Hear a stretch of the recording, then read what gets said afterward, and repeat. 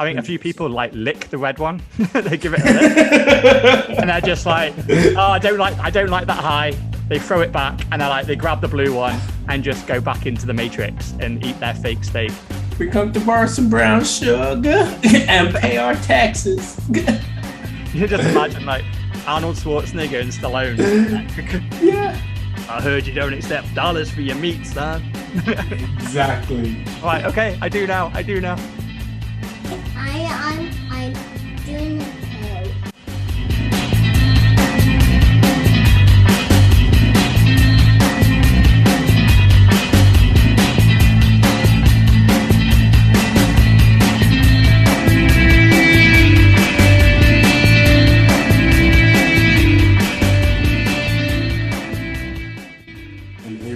Episode 17, we're down to 2, but Mr. All In and Sir Neverlook, the world's most bullish podcast.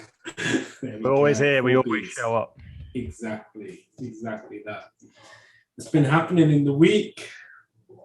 Man, well, in Bitcoin land, freaking so much. Yeah. Being total freaking chaos. It's just another chaotic week, and it's unbelievable, isn't it? We don't even need to try.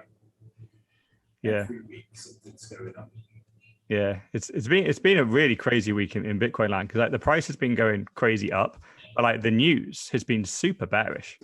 Like the kind of attacks that are coming from America at the moment, especially from a government point of view, is they look super scary. And if I rewind this a couple of years and like the amount of like news are coming out, this would be a massive dump in Bitcoin. This would have really shaken out.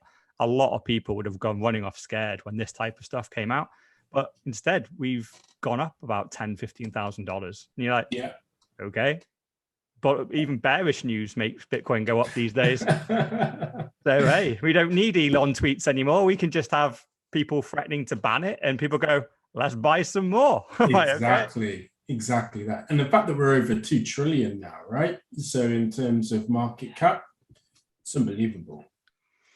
What's that? That's for the whole market though, isn't it? For the whole market, yeah. Yeah. I think it's, I saw the number 3.5 trillion, but yeah, I just count Bitcoin. So I think we're still under the 1 Bitcoin wise. We just got over 1 trillion. It's 64. I think it's around 60K a coin in dollars is $1 trillion. Wow. But yeah, we're marching on up. But yeah, I genuinely think, like Ross isn't here, is he? I was thinking about it. I was like, and he, like you just said, I just needed a week off, otherwise he's going to punch someone. Yeah. I was just thinking about it. Like, I do think when you talk about these subjects and like we've really gone through them, and it's like everything is evidenced here, right? Everything's got sources. There's links for everything. We're not just making shit up. Yeah. And it's not even the stuff we're linking. Is you can quite often play videos or look at quotes or Google around it, and this is all real. And I think this is just so many orange pills over and over again. Yeah. And you're almost destroying your worldview of this nice, happy place. And slowly but surely, like all the people you've trusted and like even the people you thought were a little bit dodgy, we're slowly but surely going, yeah. They were a little bit dodgy, but no, way worse, much more serious. Yeah. Global scale, millions and millions of people being affected. And you're just like, you know what? I don't want to worry about this shit for a week. I'm going to go and just sit in like a lodge somewhere with my kids, sip a beer, and just pretend everything's fluffy. And I kind of get it. I get it as well, because I think this is why, just old people, sometimes we say they're just rude, but they're towards the end of their life where they just don't give a fuck. So they're going to tell it to you like it is. And like in Jamaica, they would just say something along the lines of, me dead soon, so me not bother care. Yeah, so like they just really don't care. And I just think that again, we're referencing once again Robert Kiyosaki. His last book before the one that's about to come out was called Fake, and he's 74 years old now. So he's just basically laying it out nice and clear. Everything is fake, and to your point, he doesn't care. He's just letting everybody know, like, what you thought was real is not real. Who you thought was safe, it just isn't. So, yeah. It's crazy. I do think, though, why a lot of people just reject it outright. Yes. Because it's too hard. They start going down it. I think it's scary. because suddenly the guy on TV in that suit telling you to do all these various things that essentially runs education, health, everything, right? You once you realize that guy is a liar and he's being paid in the background by the banking community and like big pharma and stuff just to basically sell products to you, and he's basically a glorified sales guy but pretends to be a politician, and he's no better than the guy that knocks on your door and tries to sell you the carpet cleaner for $200, and it's just you could have just done it yourself with like £5 thing from Tesco. But it's really disconcerting. So once you start realizing that, I think people start listening, and then just go, no, just stop. I know he's probably dodgy. I would rather live in my like comforting lies place as opposed to these uncomfortable truths over there. That let me just live my life, bring up my family, and not worry about this macro level stuff, because it's just I don't want it to get in my head, and I can't. And I think a lot of people think I can't change it. So what's the point in even worrying about it? Just shut it out. And I think there's something to be said for that. But yeah, burying your head in the sand and just thinking, who am I? One person, one vote. I'm not going to be able to change the world in terms of it. I'm just going to continue as I have done. It's not bothered me until now. I'll live my life. All good. But then there's the other path where once you unravel a little bit, you just carry on all the way down the rabbit hole. And I think, that's why we're here on today's podcast, episode 17. Yeah. It's the red or blue pill, isn't it? And I think, and it tastes glorious, and everyone around you tells you it's glorious and tells you it's real, and it's nice and cozy, but it's fake. It's like they're lying to you. Everyone's lying to you, and fundamentally, if you stay in that world, unfortunately, like it's unlikely you'll be successful as well. You're probably not going to ever be financially free. You're probably going to just buy a load of shit you don't need, lever yourself up with debt that you can't afford, retire at 65, and all that kind of stuff. And unfortunately, you probably have to take some of those red pills, and they're super uncomfortable, but there is enlightenment at the end. And if the good thing is, like, the solution now, the easiest thing, like the nice quiet protest that we can all do, is just don't play their game, take your pounds or dollars and buy Bitcoin with it. That hurts them more than anything. Yeah. You don't 100%. Even have to get up your ass and go and protest anymore. Just convert your money into a money they can't control. That hurts them more than anything. 100%. And that's why, of course, we're seeing a lot of rhetoric around the banks saying that they're going to stop payments into exchanges because it doesn't allow them to be able to share that money out. Obviously, your $100 becomes $90 shared out, and that $90 shared out again and again and again. So, once you start to understand these things, it makes sense, but the average person doesn't necessarily know. Hence, again, the reason for the podcast, to give people the education to understand, okay, there is a way out, but you need to be patient. That's a big one. Patience as well. I know we kind of beat up a lot on the US and the Fed and the US dollar, but it's not just them. There's lots of other money printers going around the world right now. And I think ultimately Bitcoin is that savior. Yeah, like the only reason the US get the bulk of the blame is just because they were the most successful at being corrupt. So they're the ones on top, so they take all the flack right now. But yeah, it could have been any country, India, China, Britain, France, Spain, whoever managed to get their currency to be the global standard, they'd have done exactly what the US did, because all they're doing is to do it to enrich themselves and become a world power. And then whenever someone comes up to threaten them, then they beat them down. And I think we're going to go into that. I think we've got two stories, haven't we? Yeah, we have. And also as well, I know it's probably going to be a running thing because I'm super geeking out on it still, is the USDebtClock.org as well. That money printer does not stop. And if you care to take the time to watch it, it just goes up and up and up. But of course, the fact that you can see the other world debt clocks as well as their printers continue to go up. China right now, 8,163,481,400,000 and counting in terms of national debt and so on. I think Japan are still, obviously number 2 on the board, with the UK at 3 trillion, Some of the big names on there, Canada just under 2 trillion. And yeah, they're the big ones, really. Yeah. But yeah. It's just so ridiculous. Like, the problem is we can't even comprehend how much a trillion is. I've got a good graphic that I'll put into the group, and I'll try and link it here or something, where it literally has like $100, 10,000, a million, a billion, and then a trillion. And basically, if you put a billion one side, it's basically like a pallet of kind of money. Well, I think it's about 10 pallets or something. But then a trillion is like a football pitch of pallets. That's how the difference is. And it's just insane. Like this, it's an unbelievable amount of money, and quite often the debt is more than the GDP of the entire country. So I actually saw a good model for it where they took all the zeros off and just went, look, let's make this a household. And they basically just went, let's just assume that instead of saying like 8 trillion, let's just say it's 8,000, and then go, oh, what's the income? Oh, the income is like 2,000. And then, oh, what various bits of debt do you owe to whatever? What outgoings do you have? And it just dumbed it down basically to like about a £10,000 kind of budget. And you just went, oh, this is a household. Your budget's 10K, but you have a loan or a debt of 80K. So what you're going to do, and all that happens is like, it's just once you distill it down into those kind of numbers, it starts to make sense, and you just realize how ridiculous it all is, because all they're doing is spending more and more and more, and the debt's going up and up and up. You go, you need to switch something.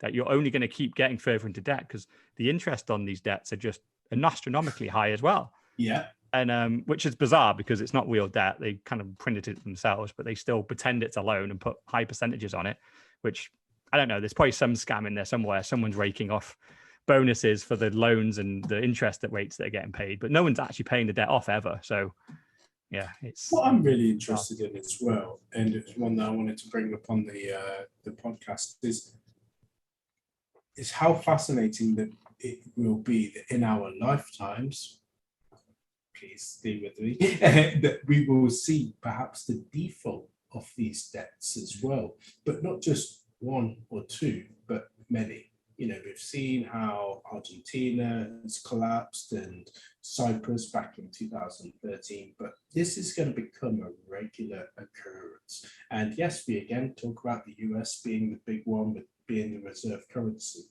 but there are going to be many, many more closely behind, and those that are linked to the US as well. Yeah. Well, it's the 50th anniversary, isn't it, of the US dollar? Yep. Being the experiment.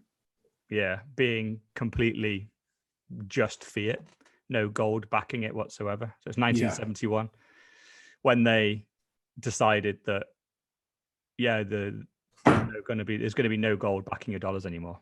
Yeah. The entire thing was supposed to be you give a bank your gold and they give you IOUs in the form of fiat money, either pounds or dollars. And then just overnight throughout, Britain did it back in about 1914 when we went to the First World War.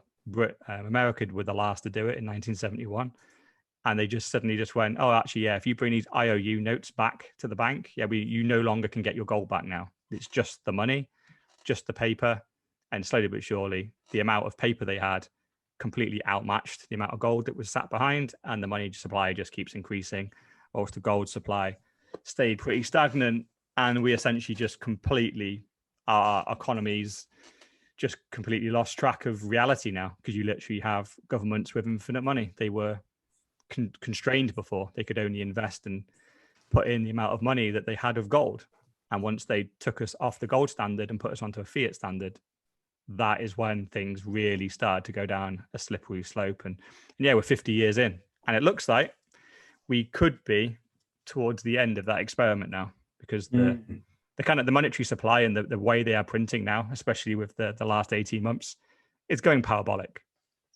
Absolutely. And it's probably worthwhile just for those that, because we're introducing what may be our life and daily consumption. So it becomes super easy to us. But for those that don't really understand, or it's brand new to effectively what Mr. Orlin is saying, is the fact that back in 1971, for every dollar that you had, it was backed by gold. So you could, the paper or fiat money was an IOU for gold. We came off that standard and said, actually, your fiat money is now just fiat money, etc. And so therefore there's no backing off it. But we got a little bit greedy. We kept on printing more than we actually had. And hence the reason why the national debt has actually, gone parabolic and certainly over and above where it used to be. Again, going back to my infamous world debt clock, just 20 years ago, the national debt was 5 trillion, and now it's at 28 trillion, and it's only going to go up more and more with a couple of trillion just printed last year over COVID. Exactly. Yeah. And I think what makes this even worse is, I think if we just flip into what is the petrodollar. Yeah. Because there's a great video linked again in the show notes. It's half an hour long. I recommend everyone just to watch that because it is amazing. And what it really shows is, as much as coming off the gold standard was devastating to the American people because it suddenly enabled their government to inflate the monetary supply, steal their savings, devalue their wages, and increase the value of goods, America were pretty genius. And I didn't realize this until I watched this video.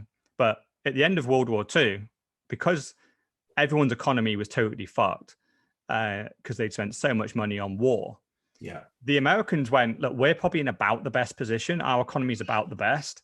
So what we can do is, how about we look after everyone's gold just whilst this all blows over? And for some dumbass reason, everyone went, okay. So we shipped all our gold, like the whole of Europe and a load of other countries shipped their gold over in big tankers over to America, and they put them in their Fort Knox. And then America goes crazy because they're now super rich. They can just start lending. They're like, we got all the gold, we can start lending. And they start spending on infrastructure, building up America. They go a bit crazy, right? Then the 1970s hits and they've gone too crazy and they go into a massive recession. So the rest of the world goes, Mr. America, you look like that. You're still good for that gold, right? And actually, we might want it back. We want some of that gold back because you've been a bit reckless, haven't you, mate? So it's not our gold anyway, so just give it back. And America, not only did they say it to their own people, they said to other countries, now we're off the gold standard now. We've decided gold's a thing of the past.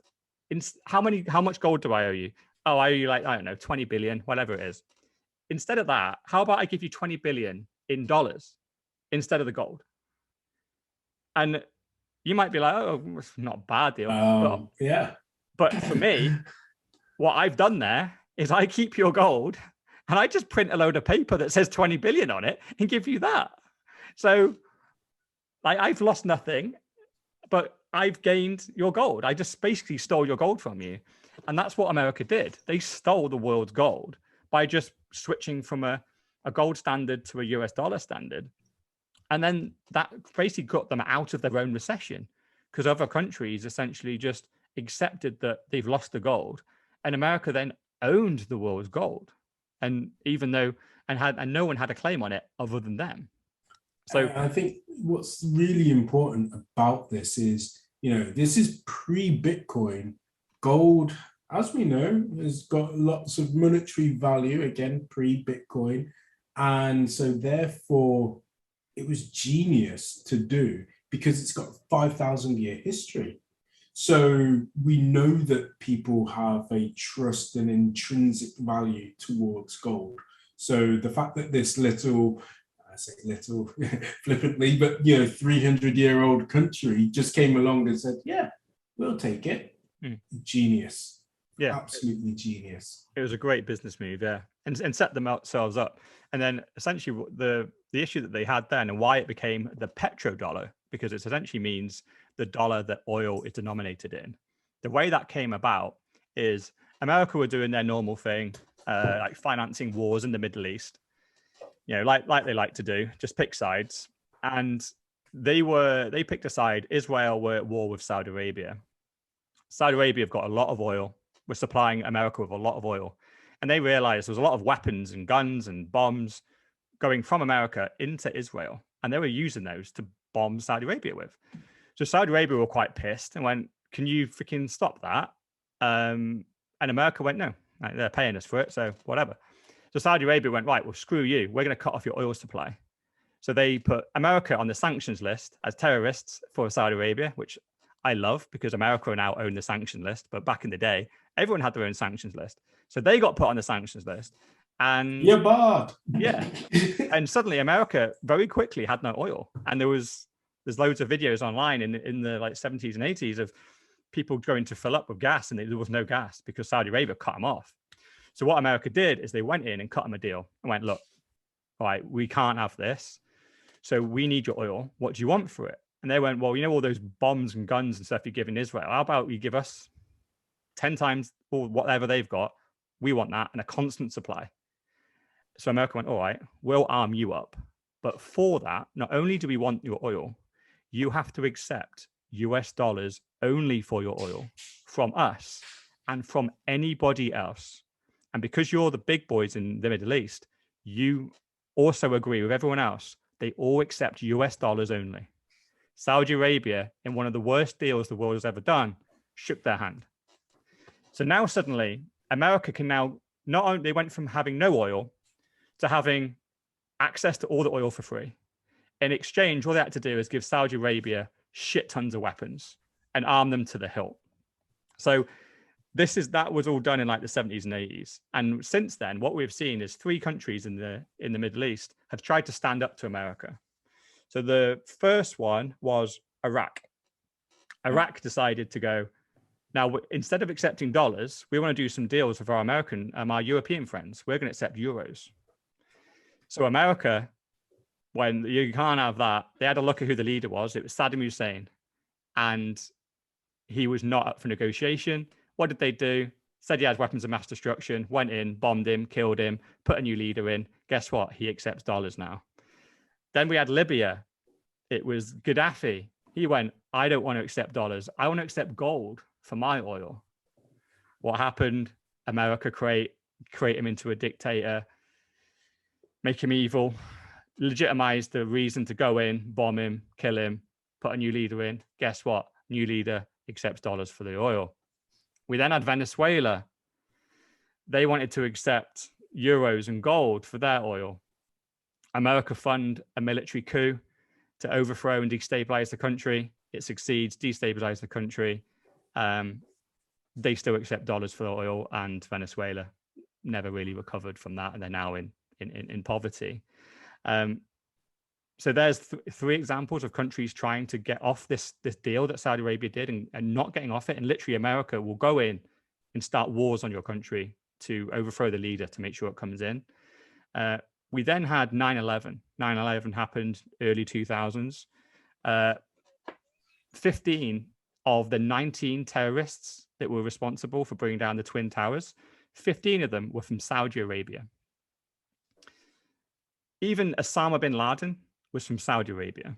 The Taliban originated from Pakistan. However, where did they attack? They attacked Afghanistan. That was where the war on terrorism was fought. That was supposedly where the majority of the Taliban were, even though provenly most of them were in Saudi Arabia and Pakistan. However, they went in, bombed the shit out of Afghanistan, overthrew the government. Why did they do that? Number one, they needed someone to punish, and they couldn't punish the real culprits because they had all their oil deals with them. So they punished Afghanistan, and they had a side benefit because there was a massive load of oil pipelines that Saudi Arabia wanted to get through Afghanistan. And at the time, that government wasn't allowing them to use the land.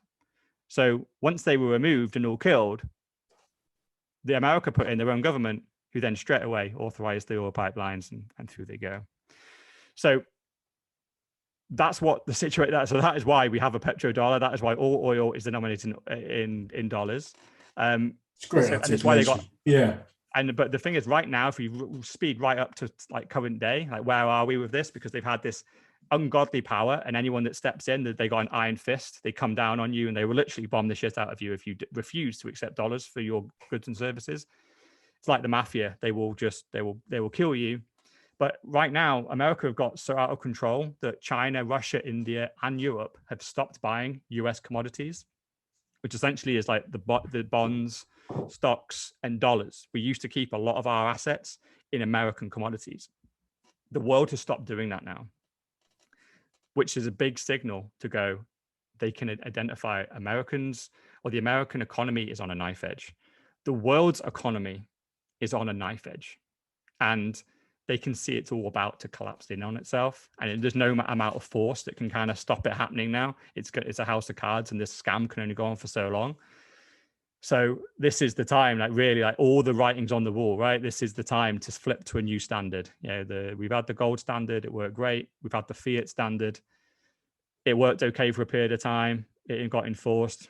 We did get a lot of progress out of it to a certain extent, provided you were on the good side of this. If you're American or in Europe, you kind of benefited. Are someone in the Middle East, if they benefited from the fiat standard? No. They've had their families murdered for generations. It's not been fun for them whatsoever. They've been on the receiving end of the rest of the world stealing from them, largely America.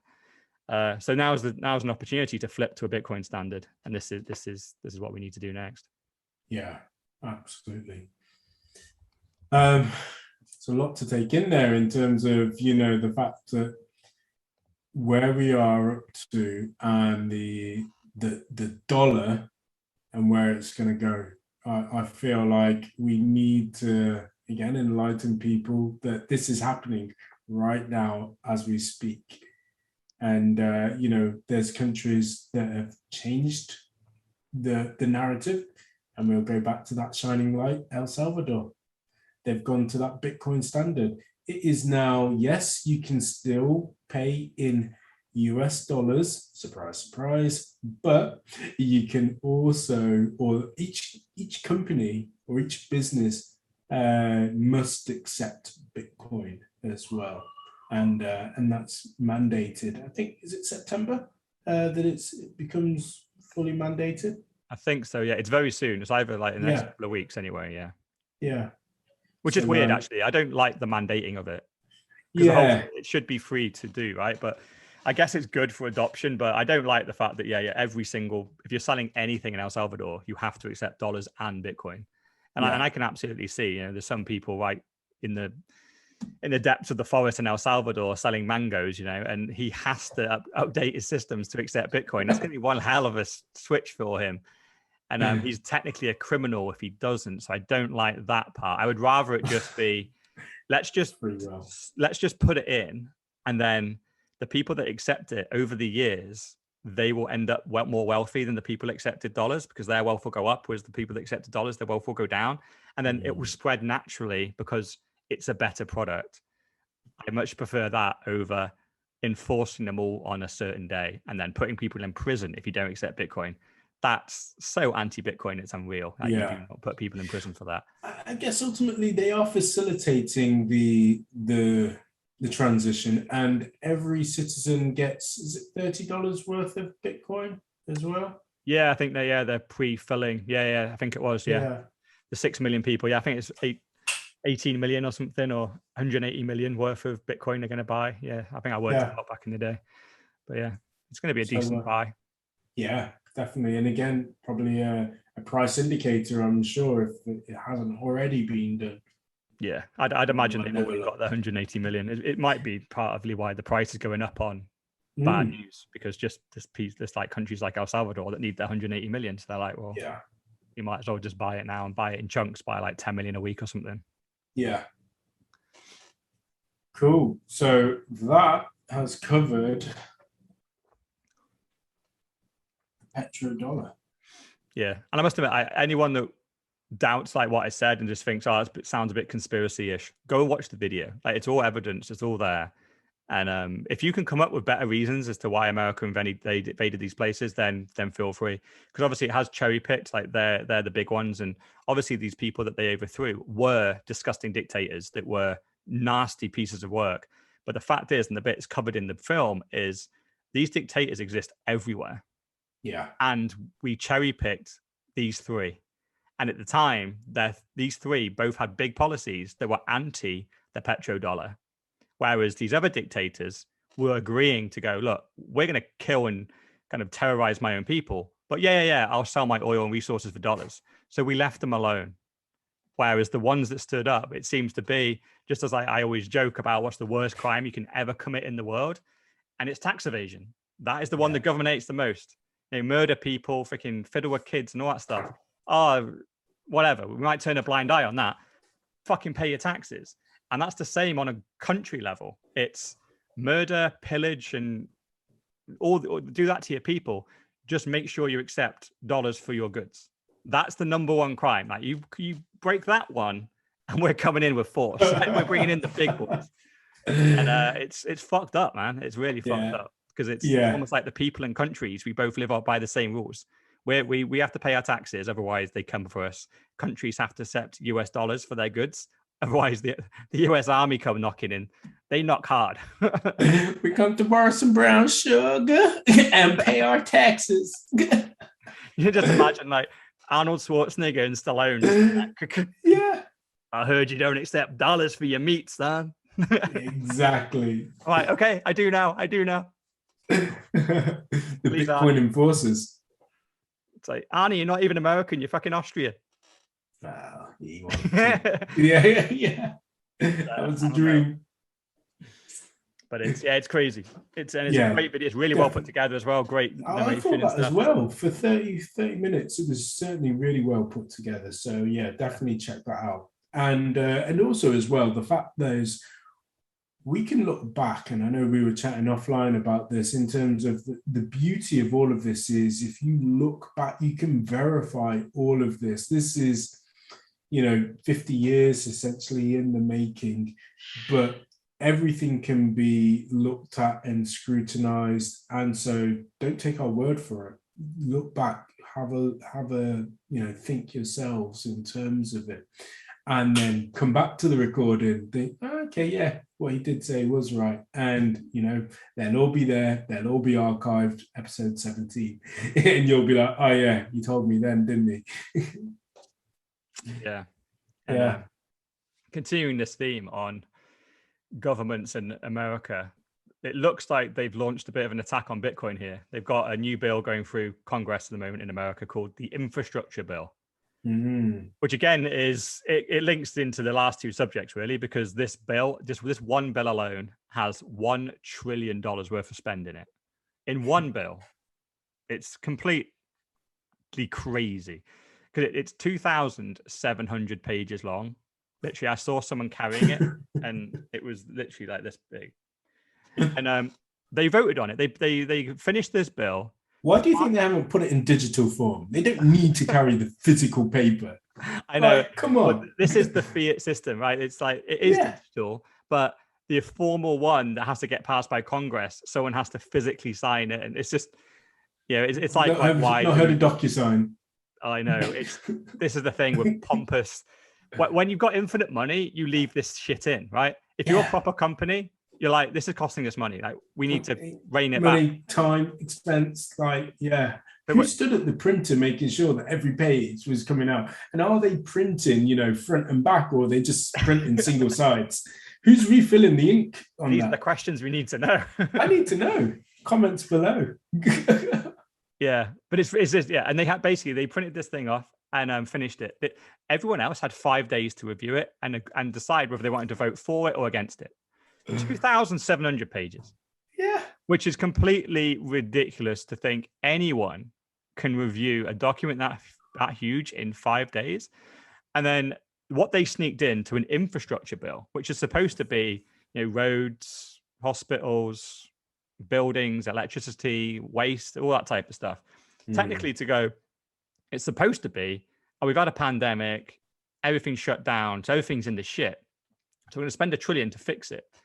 What they sneaked in, as well as loads of other things, by the way, one of my favorites that they've sneaked in is, fortunately it's only in America, but as we know, everything from America tends to get exported to us eventually. They brought in a new tax, and it's fucking beautiful. What they've done is for every mile that you drive your car, there's an additional tax. They're going to put a tracking device in your car, and every mile that you drive, you get taxed. And everyone's like, isn't that petrol? You tax the petrol to shit. So the more petrol I use, the more tax I pay for driving. That's it. And they're like, yeah, we just want another one. And they went climate change. But in reality, what they've done there is they've got an excuse to put a tracking device in your car to track it, to Petrol record cars how much. only or electric cars, everything. It's on everything, yeah, There on we everything. go. Because Yeah. just for using energy, then you're scum. So it's just, and it's another one of these things. This is in an infrastructure bill, right? They've snuck in yet another version of tax. It's just Maybe trying it's to get you from everywhere. I just think maybe it's the reason why they've put it in paper manual form, because you can't control F paper manual. So that could easily get through that way. You know, there's no control F on 2,700 pages. Oh, I know, yeah. And literally, it was as big, like you can barely carry the thing. It was ridiculous. Yeah. You can't read something this huge. It's just, and especially in 5 days. And it's heavy stuff, you know. It's all like legislative stuff. It's like reading 2,700 pages of T's and C's.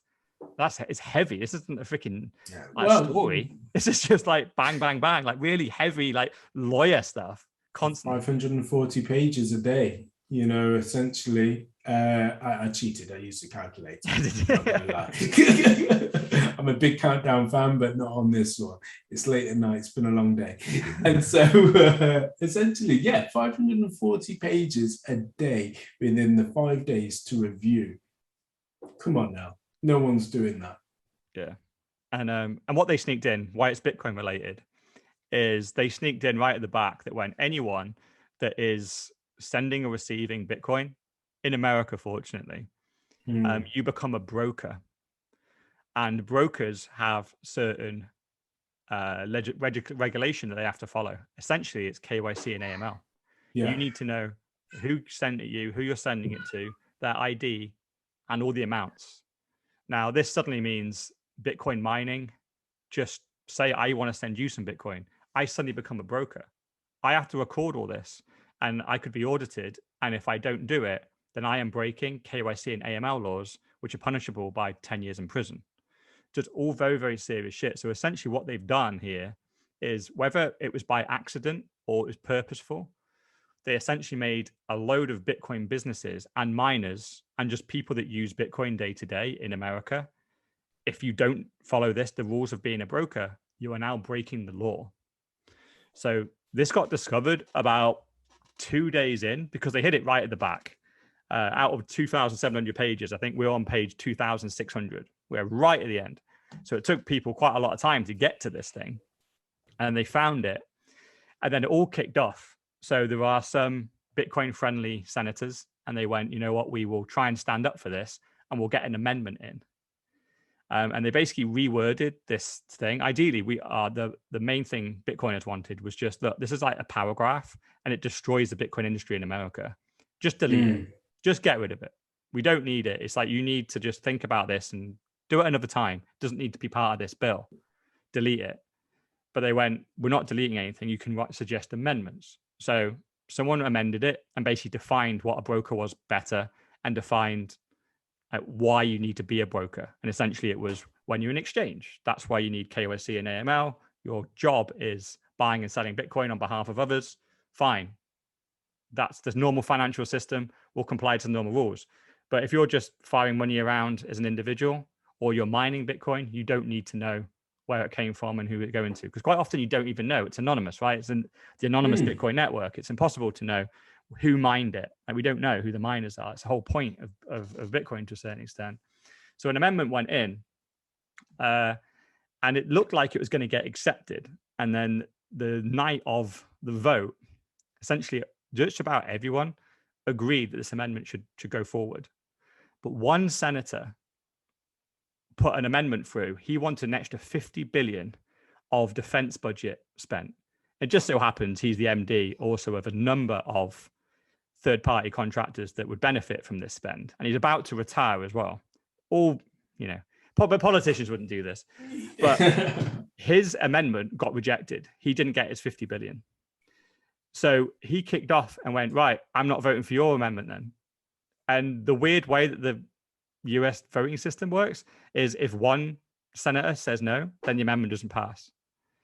So because he didn't get his, he voted against ours. It didn't go in, and it got passed with the original wording in. But doesn't this, because it's the first time we're chatting about this on air, but doesn't this actually push the narrative for the Lightning Network even more because we can send money to one another without third-party control and then governments, and therefore they would not necessarily know. You and I did it. It does, but the problem is just running a Lightning node makes you a criminal. That's the problem. So Right. at the moment you're not, and in America now you are. So people get very nervous about this, and this is like what we said about the gold standard. Like, why did everyone hand their gold in? They made it illegal. They didn't come around with a gun, pointed at your head, and went, "Where's your gold?" All they said was, if you have more than an ounce of gold, you have to hand it in. Go to the bank. You got this deadline. If you don't, you're a criminal. Everyone took their gold, took it into the bank. They were nice little citizens because they're scared of their government, and rightly so. Yeah. And it's the same. What people are scared about is, I think with Bitcoiners, you've got a different kind of kettle of fish here. We're a much smaller group, but we're much more determined probably than the masses were with their gold. Like, it was just average people that had gold, right? It's just everyone had it. It's grown over thousands of years. So just everybody had some gold. So when the government goes jump, they go, okay, how high? And they run and take the gold in. It's like having illegal drugs on you and trying to go through an airport and hoping that the sniffer dog doesn't take a liking to your crotch. Ultimately, you don't want to be that person. By the way, this is just hypothetical. but essentially, you don't want that to happen to you. So yeah, you're going to hand it in straight off. Yeah, and that's the problem with what's happened on Bitcoin now in America, which is if you run a node, if you run a Lightning node, if you just have a small business just sending and receiving some Bitcoin on behalf of others, or you're a Bitcoin miner, you're now illegal. So you're straight away running a large risk now in America, where are they going to choose to enforce this law or not? You don't know. If they do, they can come for you for up to 10 years per offense, which if you're a miner, there's Bitcoin coming out constantly. So that's 10 years per offense. So basically it's your whole life. So it's just scary. If you're in America right now and you've got a Bitcoin business, this suddenly is quite a scary bit of legislation. Is this because Bitcoin is hurting them where it really hurts and hitting them where it hurts, essentially? Yeah. I think they'll want to throw a spanner in the works. Yeah, I think they've purposefully. It's so poorly worded, and it's such a short piece as well. It's literally a paragraph. But in that paragraph, they pretty much make Bitcoin business in America illegal. But it's very vague. It's very grey, which I guess a lot of regulations are purposefully grey because they almost want you to then over egg it. So to a certain extent, like KYC and AML regulations are quite grey. And the regulators will never say, yeah, you're compliant, you're not. They'll just go, what have you done? Okay, we're not sending you to prison. And then they walk off. It's by case basis each time. Still, yeah. It's like, can you give me the rubber stamp and say this is official? It's like, no, you haven't broken anything. And they walk away. And if anything, they always want you to do more. Always go, oh, you could have done this, could have done that. And I think that's what they're trying to do in Bitcoin. I think this is just the first swipe because they don't probably don't completely get Bitcoin. So they've just tried to do this and then probably try and refine it over time. But yeah, I think they're trying to stunt it in America, which look, it could be great, just as China did, and they banned it, and then all the mining just moved globally. This is probably going to have to be the same in America. And if I'm an American right now and I've got a Bitcoin business and I want to carry on in Bitcoin, I'm leaving. You got to leave. It's only going to get worse. This is the difference as well, isn't it? Because there's two things. The fact that with Bitcoin, you can pick yourself up and you can move your wealth quite freely. You just need to know your seed phrases. So that's one thing. So it's, but this also goes into the second thing is, why are the likes of China and the US just kind of cheddar bobbing themselves, literally shooting themselves in the foot, when instead, they're already number one and number two. You choose who your number one and two is. But essentially, like the likes of Iran and El Salvador and all these other countries that are then starting to mine Bitcoin, Pakistan as well, like they are moving ahead of you through your own stupidity and through your own doing. Like you are in the lead or have a great opportunity to take the lead, but instead they're just like, or kind of retain the lead. Instead, they're just like, no, we're done with that. And it's just history rhyming where the superpower at that time just becomes fat and lazy, and they've really taken their eye off the ball. These are some of the smartest minds in the world, but yet they don't seem to get the opportunity which is right in front of their eyes. And I don't get why. Yeah. I think it is. I think part of it is arrogance. They think it's like the little competition comes up and you think, oh, it's just a gnat. I'll just stand on it. You know, instead of embracing innovation, you know, we see it in companies all the time, don't we? You know, Yeah. Because who was it? It was Kodak, wasn't it? They were the first ones to invent the digital camera, but they went, oh, we can't let this go out because our entire business is based on physical film. So we'll patent it and hide it, never create the product. So the world is constantly on film and we'll always have a business. Whereas all that happened was digital cameras came out anyway, and then Kodak go bust in 10 years later and no one uses film because guess what? Their patents weren't strong enough. And there's a million examples of this type of behavior at a company level. And I think it's the same thing happens on a country level. And they see the competition come up and they think they can just destroy it and use their might. Or they're too big to fail. Yeah. Yeah. Because the thing is, like I described just before, there's been numerous countries that have tried to stand up to America and go, we're not having this anymore. We're not going to accept your printed bits of paper. And they just bring the might of the military down on top of their heads. And it worked. It continued them on for longer. And I think when they look at Bitcoin, I think genuinely, I think they just think there are a load of kind of degenerate Redditors that sit in their mum's basement and do a bit of coding. Like we could, like, we are America. We're this fucking world superpower and have been for the last 50 years. We win wars for Johnny fun. Bravo meme guy. Yeah. Like, you think a load of fucking Redditors are going to beat us? Like, we're just going to, I'm just send an F-15 over your house and bomb the shit out of it, mate. I just think they just think they can just pass some bullshit legislation and we'll go away. And long may they think that, because the longer they think it, the stronger we get, the more people we get on our side. And before they know it, their currency will be worthless. Yeah. And hopefully we see it fall. But question, I would like to be American right now. Who had the biggest fail in terms of a company between Kodak versus Blockbuster? I would say Kodak, because they had the product. They actually had the digital camera. So all they had to do was release it. And then provided it was a good camera, they'd have been first to market. They had the brand. They likely would have succeeded. Whereas I think with Blockbuster, both sides, essentially. Yeah, with Blockbuster, I think they saw the online thing happening, but Netflix had already started. Yeah. So they had, and they were just, they couldn't do it. And they had the opportunity to buy them, because that's what a lot of tech companies do. We see and hear all the time, Google have just acquired X company and so on. So they could have just swallowed them up and essentially killed their business if they thought of it in that way. They had however many 9,000 stores across the world, etc., and could have just said, well, yeah, that looks like it might be a thorn in our side. Let's buy it. Stop it. Kill it dead. Give them whatever they want. The 50 million at the time, done. But they didn't. I know.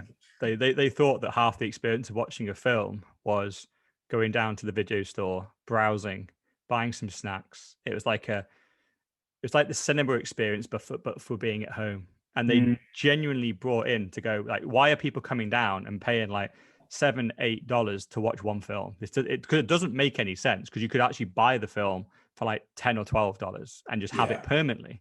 But people it's the experience. They thought was, no, it's an atmosphere. You're surrounded in films, the posters. It's fun. You just browse the shelves and it's fun. You buy your popcorn and you got your little card and you. Don't get me wrong, those times were good. We're old enough to remember these. Yeah, and I do remember those times. I remember those times. Yeah, and it was an experience. I completely agree. 100%. But the problem was, is it a better experience than me just switching my TV on, clicking through and just having every film known to man just right there, and I can just press play.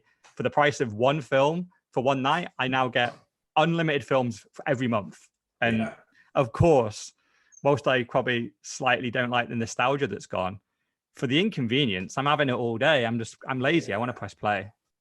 Absolutely. Because I remember the early days where it was on, DVD, and you were able to just make it and create your list, send the DVD in the post, and then the next one comes, and you'd said, yeah, I've posted it. So it was based on trust. You said that you'd posted it, and they were like, yeah, great, here's your next one on its way. And you could have 2 or 3 with you at the same time. And the beauty of it was there was no late fees as well, because that was part of the old Blockbuster model. Not just obviously the rental, it was the late fees that they used to collect, as well as the fees that they would use to, the revenue that they would generate from you being in store as well. And I guess in store, you might have gone for one. Remember, you used to say, I'm going to get that film next week. And you used to put your name down on it. Oh, yeah. And you used to reserve that. And you're like, oh, yes. That was a dopamine hit within itself. Yeah. Just you've got 5 of those. And it's like, I want it for next Friday. Make sure there's one reserved. Yeah, that was great. And so it's just interesting how they just didn't clock on to it whatsoever. And it kind of brings me into the topic that I've decided to put on here, which was Jeff Booth. And so Jeff Booth, author of The Price of Tomorrow. And watching his videos as well as re-listening to his book. So there are various chapters within the book, and Jeff Booth is a technologist, built a company, classic, from his garage into $500 million market cap. And so really, really interesting. And it's all about property, to be fair. It's like building and building works, which was fantastic. He's a different type of guy. You can just tell he's quite quiet, like maybe even introverted. And he's also very astute in terms of what is going on. He wrote the book in 2018, released it in 2019, or 2019, released it in 2020. And essentially, he was writing the book to kind of be a play on this is where the world is going, and giving lots of examples of what has happened in the past. And one of his favorite analogies is the Blockbuster analogy, and essentially how inflation and deflation works in today's economy, how the government is secretly stealing your wealth as well as your time, because they're asking you to work longer and harder for less. Another topic to come on to at another point. But ultimately, the inflation that is going on right now, and not just the ridiculous 2% inflation that they or the narrative that they're actually telling you, but the real inflation is really hurting the average person. And if you're not on the right side of the coin of that, you're again getting killed out there. And it just cannot continue. But unfortunately, the system is broken, and there is no way off that system, which goes back to our original point. And the whole reason why we're here is the fact that we need to get to a new standard, aka the Bitcoin standard. So yeah, it's really good book, and I definitely recommend following him and his thoughts. Yeah, he's great. I love Jeff. I've listened to all his podcasts, but I don't think I definitely haven't read his book. So I'm gonna have to search that out. I didn't realize he actually had one, to be fair. But Yeah. which again, I think I like about him, for the fact that I've listened to him so often and he has never pitched a product at me. Which again, I think it's just people are more authentic when you go on podcasts, and I've listened to him speak, and I've followed his Twitter for, I don't know, 3 or 4 years probably. I didn't even know he had a book. Yeah. And that's fair play to him, because he's not trying to shill it to you. He's spitting all the facts that probably in that book. I probably heard them all from his mouth anyway, so I probably don't really need to read the book. But I would like to read it, because it will be a condensed version of his thoughts in a, I don't know, like 20, 30,000 words, and it'll be great to hear it all just heavily edited down. I think it's a little bit like the Bitcoin Standard. I've heard Saifedean speak loads, but there's no substitute for hearing what's Saifedean's thought on Bitcoin condensed into 30,000 words, highly edited, refined, and had him a year of him thinking and going, this is what I think, and then putting it out. That is, they really are like, there's golden nuggets in there that you will never get because you just miss it. When you're speaking freely like this, you never is coherent or make your points as well as if you is in the written word, when you can refine it, cut out all the fluff, really get to the point succinctly, and just really and piece it together as a story, have references. So yeah, I think there's a lot to be said about reading a good book and not getting the Audible version that maybe, and also, or even worse, the version that goes, oh, I'll do the 5-minute version, you know, that just, what are the key points in the book? I just spit them out. Like, no, like, don't do that. I would really like encourage people. Like, I would probably go, okay, Audible and listen to it. All right, fine. But I still think there's no substitute for picking up a book. Because I just know for me personally, like I quite like Audible and all that. But fundamentally, I'm being lazy when I say that, because usually I'm doing something else. Whilst it's playing, I am distracted. I will make sure I'm not watching anything, but I'll be doing something. I might be doing my washing. I might be reading, doing some emails. I will be doing something. So my brain is a little bit distracted. I'm not fully in it. Whereas when I have a book and I'm looking at it, my brain is 100% in the book. If it isn't, then I can't read.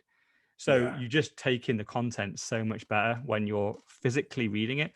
And to read a good book, it can take, I don't know, 5 or 10 hours, spread that over a week. And like, you can guarantee you've digested that book.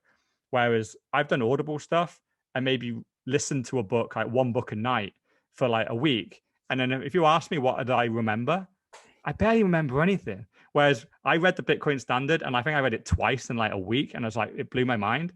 And I can remember like everything. I could probably, if someone said you got to rewrite it now, I could nearly do it. Like, and I've only read it twice. Well, actually, I've actually read it about 17 times now, because I did Bitcoin lessons and I was quoting from it constantly because I just love it so much. I was like, I don't need to like reinvent my version of Bitcoin. It's like Saifedean has virtually done it for me, so I'm just gonna grab his golden nuggets and just put them into app form. But I just don't be lazy with education. I mean, just take the time. Take some hours out. It's tough. It's tough to take hours out, and books are hard. But guess what? It's worth it. Yeah, you're absolutely right. And you know what? I kind of attest because I'm guilty of it myself.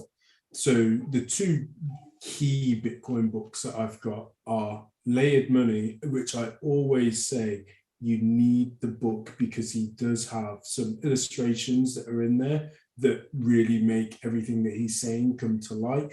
When he's talking about the pyramid and the M1 money and M2 money and so on. And then, of course, the Bitcoin Standard.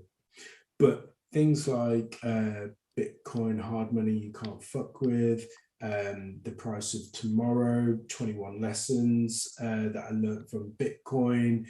There's the Bitcoin Billionaires as well. There are all of these books I've listened to on Audible. What about Rich Dad Poor Dad? I bet you've got that physically, haven't you? Do you know what? I actually have. Do you know what? It's interesting, this one. So Rich Dad Poor Dad, I've got it on my iPad. So I've kind of got it physically, digitally, and I've gone through it that counts. Having a digital book, it still counts because your mind's in it. Even though digital is always a little bit worse because your notifications will be popping up. And if you're getting text messages and emails, it'll be like, ding. And that just by seeing the notification, that next page that you read, you won't take it in as well.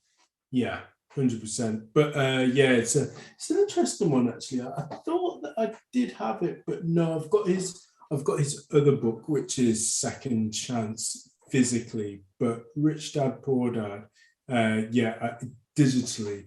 And there's quite a few that are out there because obviously that was the key one, but then he talks about being self-employed, going to a business owner, and then of course, obviously being an employee or an investor in the various quadrants of, so the E, the S, the I, and the B, and how you kind of maneuver your way around it. And of course, he always talks about, there's nothing wrong with being an employee. be an employee, be the best employee that you can, but educate yourself financially so that you can get out of the rat race, and equally you can kind of hedge your way out of things. So 100% in terms of that. Kind of lost my train of thought of where we were, but back to Jeff Booth. And so in terms of Jeff and the price of tomorrow, the key things that I got from the Audible book, but also watching, like I've done about 6 or 7 hours of Jeff Booth interviews over the weekend. He talks about the technology, and again, we were talking about this, is we cannot fathom where the Bitcoin technology is actually going to be. We're only 12, 13 years into this right now. And it is still, to the average person, it is difficult, 100%. We don't make any qualms about it.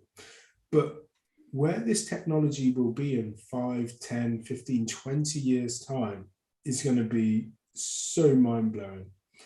And that means that for those that are just in it for the gains, it does mean that the price is going to be amazing and astronomical. And, we've gone from a couple of hundred to 1,000 to, 30,000 or 60,000 a coin at peak highs as well.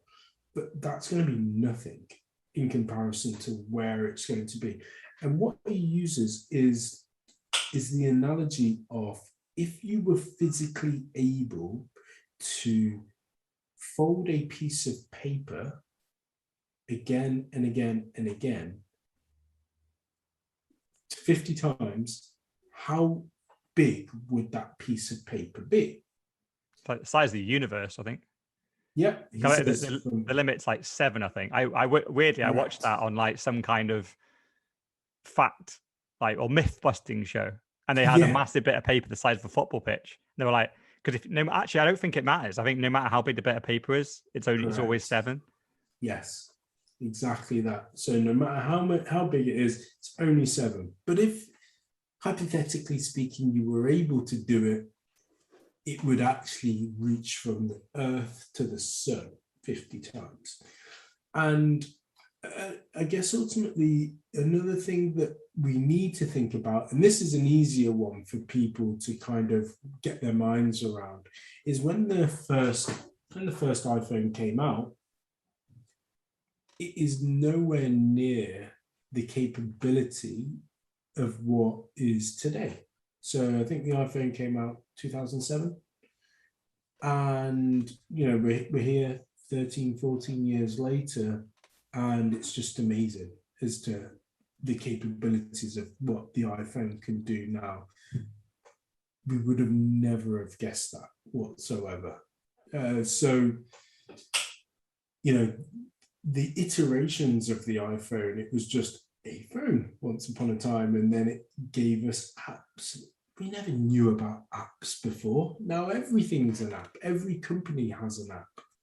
And that is going to be similar to like what the blockchain is, people building on the blockchain and building their businesses out from this. And there's going to be so many applications and different iterations from this that we need to get our minds around it. But he's talking about the speed of technology, the speed of where what was once took us, 5 years to solve will be 12 months, if not sooner, and so on. The speed of AI. And again, all linking back to Bitcoin, because the money cannot continue, and the money process of the way that the world's economy is running right now cannot continue in the same vein as it is. And we're just watching it play out. Yeah, no, I like it. Yeah, because it's like with anything, isn't it? I think with the internet and with phones, I actually, in hindsight, it's super obvious. But I think at the time, even I was a bit skeptical of the phone thing, because when the internet came out and everyone was basically going, look, everything you do on the high street, you'll be able to do it from your computer, and that was blew people's mind. It's like, what do you mean? Like, the internet's just for porn and looking at like doing chat rooms, right? And they're like, no, that's what you can do now. It's like 1996 or something. Yeah. But once we get this more secure and built out and more stable, you'll be able to do banking, your shopping, you'll be able to do work on here. You'll be everything you do in meat space, you'll be able to do online. And I kind of got that, and that's why I was in there super early. Loved all the Silicon Valley stuff, but even then, actually, social networks caught me out. I didn't really think they were a thing. I thought that sounds like nonsense. Turns out they weren't. That was not nonsense. And then really the phones, it was like, oh, but people are going to want to do it on their phone. And when it first came out, I went, no, they're not. Like, I don't want my laptop. I want to do it on a phone. It's too small. It's too clunky. The buttons don't work. I had a little Nokia 9910 or something back in the day. Yeah. I'm like, you can't put the internet on this thing. Like, no, like basic things. Yeah. Like I'll be able to send you an email or something. Yeah, but I'll never be doing banking on my phone. Or the desire to want to do it. Yeah. Right? Exactly. Why do I need to do banking when I'm at the shops? You're an idiot. And then suddenly, like, you fast forward, I have banking in the shops. I'm like, this is amazing. I can watch all my payments going out. If like I want to split the bill with you across in a bar, I can just be like, oh, fire you £10. What my, and yeah, you suddenly, like, it blows your mind. But then when you look at Bitcoin, I actually think it's more obvious, but only if you understand money. So the fundamental problem with fiat is the fact that it's got infinite supply and is centralized. When you look at then Bitcoin, you go, it's decentralized and has a finite supply.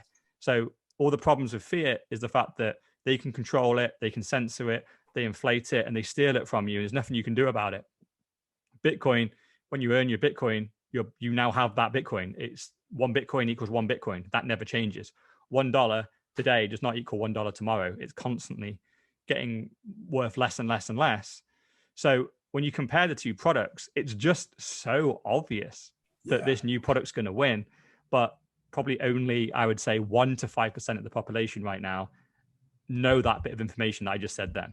95% of people still think it's a speculative gamble and maybe the price goes up, great. But they haven't ever compared it to government money.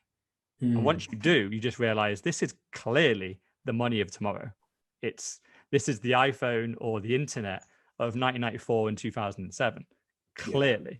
But if you just take a step back and think, hold on, everything, even in the last like 10, 15, 20 years time, is going digital. It's going digital. Everything's going faster. Everybody wants things faster. So there's 3 to 5 business working days. Nah, forget that. I want it now. I need it now. And so if you take your time to think, hold on, the internet started off like this, and it's like this, and now we've got a new piece of technology that could eclipse that, essentially. I need to be a part of that. And this is everybody's opportunity to be a part of that. And it's all there. And just as what you should have done back in 2007, you should have bought a load of shares in Amazon, in Apple and Amazon and Facebook. And then you benefit from it, yeah? Right now, how do you benefit from this? You just buy some Bitcoin. And what's even worse on this one is it's even more important for you to make that call, because before, say you missed out on the internet boom and you just kept your pounds, then all you suffered was normal inflation. And you didn't get the 10x gains, but at least you didn't lose all your money. You just lost like 5% a year, which kind of sucks. And you missed out on a 10x or a 20x if you'd invested in the internet companies. But it's even more important on Bitcoin, because if Bitcoin succeeds, not only do you get all the gains, but if you don't and you stay in fiat, oh, fuck. And that's going to zero. You're holding a shit coin. So you're going to lose it's much worse. You don't just miss out on gains. You lose what you have. It hyperinflates and goes to zero, and Bitcoin goes to the moon. So this is really this is the one to get right. This isn't just about getting more wealthy. This is about keeping what you've got, number one, and then trying to grow it. Because if you keep it in fiat over the next 50 years, it's over. That experiment is going to fail. What you also said there as well is interesting, because Jeff talked about the fact that he knows in one of the interviews I watched Again, my YouTube. I'd love to actually know the amount of hours of YouTube I watch. But in his interviews, he said he knows a lot of wealthy people who have not got into Bitcoin whatsoever. So millionaires, billionaires, and they haven't decided to do it. They could very well lose their wealth. And the wealth transfer could happen just like that. Because as this thing increases and the snowball effect gets larger and larger, it could essentially eclipse them. And they had the opportunity, but didn't grasp the opportunity, despite the fact that they've got a great leader and teacher in Jeff and others as well.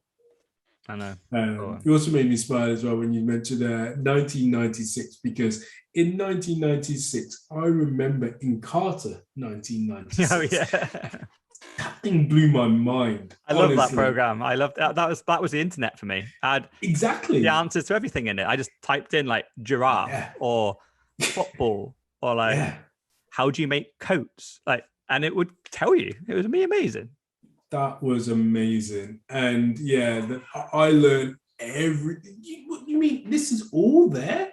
Any question I want and I can get it immediately. I was rushing through that whole thing and just think, wow, that excitement back then is right here once again, right now. And again, probably why I'm consuming content on Bitcoin at the rate that I am, because it's like that brand new high and stimulus. And it's amazing. Yeah. Everyone under the age of 30 right now is massively calling us boomers, going, what the fuck is in Carter? Carter?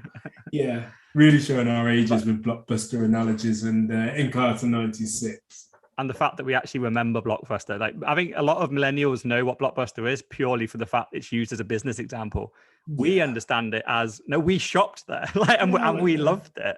Yeah. And we saw it fail right between our eyes. We saw the boom and bust of Blockbuster, and we were part of the problem, because once Netflix came out, we went, fuck Blockbuster, all that loyalty's gone, I'm using this now. And we never went back, and they went bust. It's like, we didn't just read it in a book, mate. We were the customers that fucked Blockbuster over.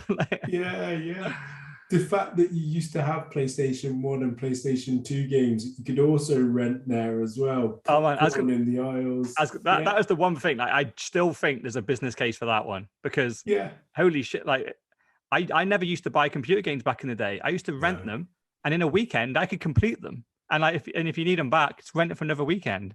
And it was like £5 for a weekend or something. But the game was like £50. I couldn't afford to buy the game, but I could afford to rent it. And I would just sit there. And the thing is, there was no multiplayer. So again, we're showing our age, because right now, what's the point in renting a game? So actually, I've already broken my own business model, because no one cares about one-player games anymore, because they just want to sit there every evening playing with their mates constantly. So if you're going to rent a game forever, then it doesn't work. But all I wanted to do was complete it. So for £5, I get the game. I spend the entire weekend completing that game. Done. Got the top score. Give it back. Next weekend, get another one. But I guess we're also you're covering the evolution of games, because games weren't necessarily you'd invite your mates over, but again, back then, the notion of you can play a random stranger in Japan. I just used Japan because of the Olympic Games, but great, you can do that. But back then, you didn't want to do that. No, I'm all right, thanks. If my mates down the road, Andy and Martin, they're not ready, and they're not here. I actually used to know Andy and Martin, they were brothers. Shout out if you ever watched this. If they weren't available, then great, I'll just play by myself until they were. Because you just wanted to get better, so that when your mates did come over, you could absolutely cane them. Yeah, that was the whole point. The only reason you invite your mates round is because you would rent a game, or I'd rent a game on the Friday, invite my mates on the Saturday. Friday night is you nail that game, learn some special moves, maybe even buy the magazine as well. I used to do that. I used to buy the magazine that comes along with the game. They would have some cheats in it, some special moves. Hide that magazine when your mates come round, put that under the bed, and then start playing with them, and then you'd be like jumping off walls, doing special tricks, nail them all, and they'd be like, "Oh my god, you're so good!" It's like, yeah, just picked it up today. I'm quite good. I'm a natural. But then the problem was, I used to think I was so good at computer games, and then the live thing came, and I went online, getting obliterated, and to a certain extent, it killed computer games for me because I actually did think I was one of the best in the world at certain games. Genuinely, 13-year-old me thought I'm probably number one in the world at GoldenEye, and then they put like versions of GoldenEye. I can't remember what it was, but it was like a version of GoldenEye that wasn't GoldenEye. It was very similar gameplay. They had an online version of that. I couldn't even get near anyone, and it's just like, oh, I'm so shit. I'm not. Yeah. I just want to bring my younger brother in, the teammates from down the road. I can just kill them all day. Yeah. These freaking kids online, like I can't get close to these boys. And I tell you what, yeah. So if there's any Street Fighter 5 fans are out there, absolutely get killed. So I don't mind playing the computer on its hardest level because I've got to a point where I can actually beat it. You only play on hard. That is a number one rule. Every time I got a game, I put it straight on hard. Never play it on easy. Straight on hard. So I only have to complete it once then. I completed on hard's level. Yeah, that's the one. But after that, when I was going online, oh my God, my soul got hurt. I was absolutely destroyed. And you've got to, oh God, it even hurts talking about it. You just got to take the beatings and the continual beatings, because that's the only way that you're ever going to get better. Yeah, I think what I realized, it was time to retire. I think I was about 25, 26 or something when I retired from gaming, because I was just getting smashed so often. And I think the amount of 13-year-olds that have had sex with my mum and also killed me numerous times in various games, it just got too much. I'm like, I just can't, these little squeaky voices coming through. I'm like, this kid hasn't even hit puberty yet. And he's killed me 7 times on the trot and is giving me the amount of abuse that I just can't take. And like, he retired me, those kids. Those kids retired me. They're like, time to hang up the controller and just go, you know what, I can't dedicate my life to this anymore. It's not fun. Yeah. I don't even enjoy it. It's not fun. They've got so much free time on their hands as well, ultimately. And that is a real big thing. It's a big, steep learning curve that's out there. And I feel like games these days, you have to essentially pick which one you're going to try to master. Not going to master, try to master. Because you can't master them all. And those that do are typically like really, really, really good games players. Because I watch some that are like, yeah, they're great on Street Fighter, they're great on Mortal Kombat, they're great on what else? Tekken as well, Tekken 7. You know, they're just great at fighting games and they can just adapt for everything. And I'm like, oh my God, I'm still learning one player.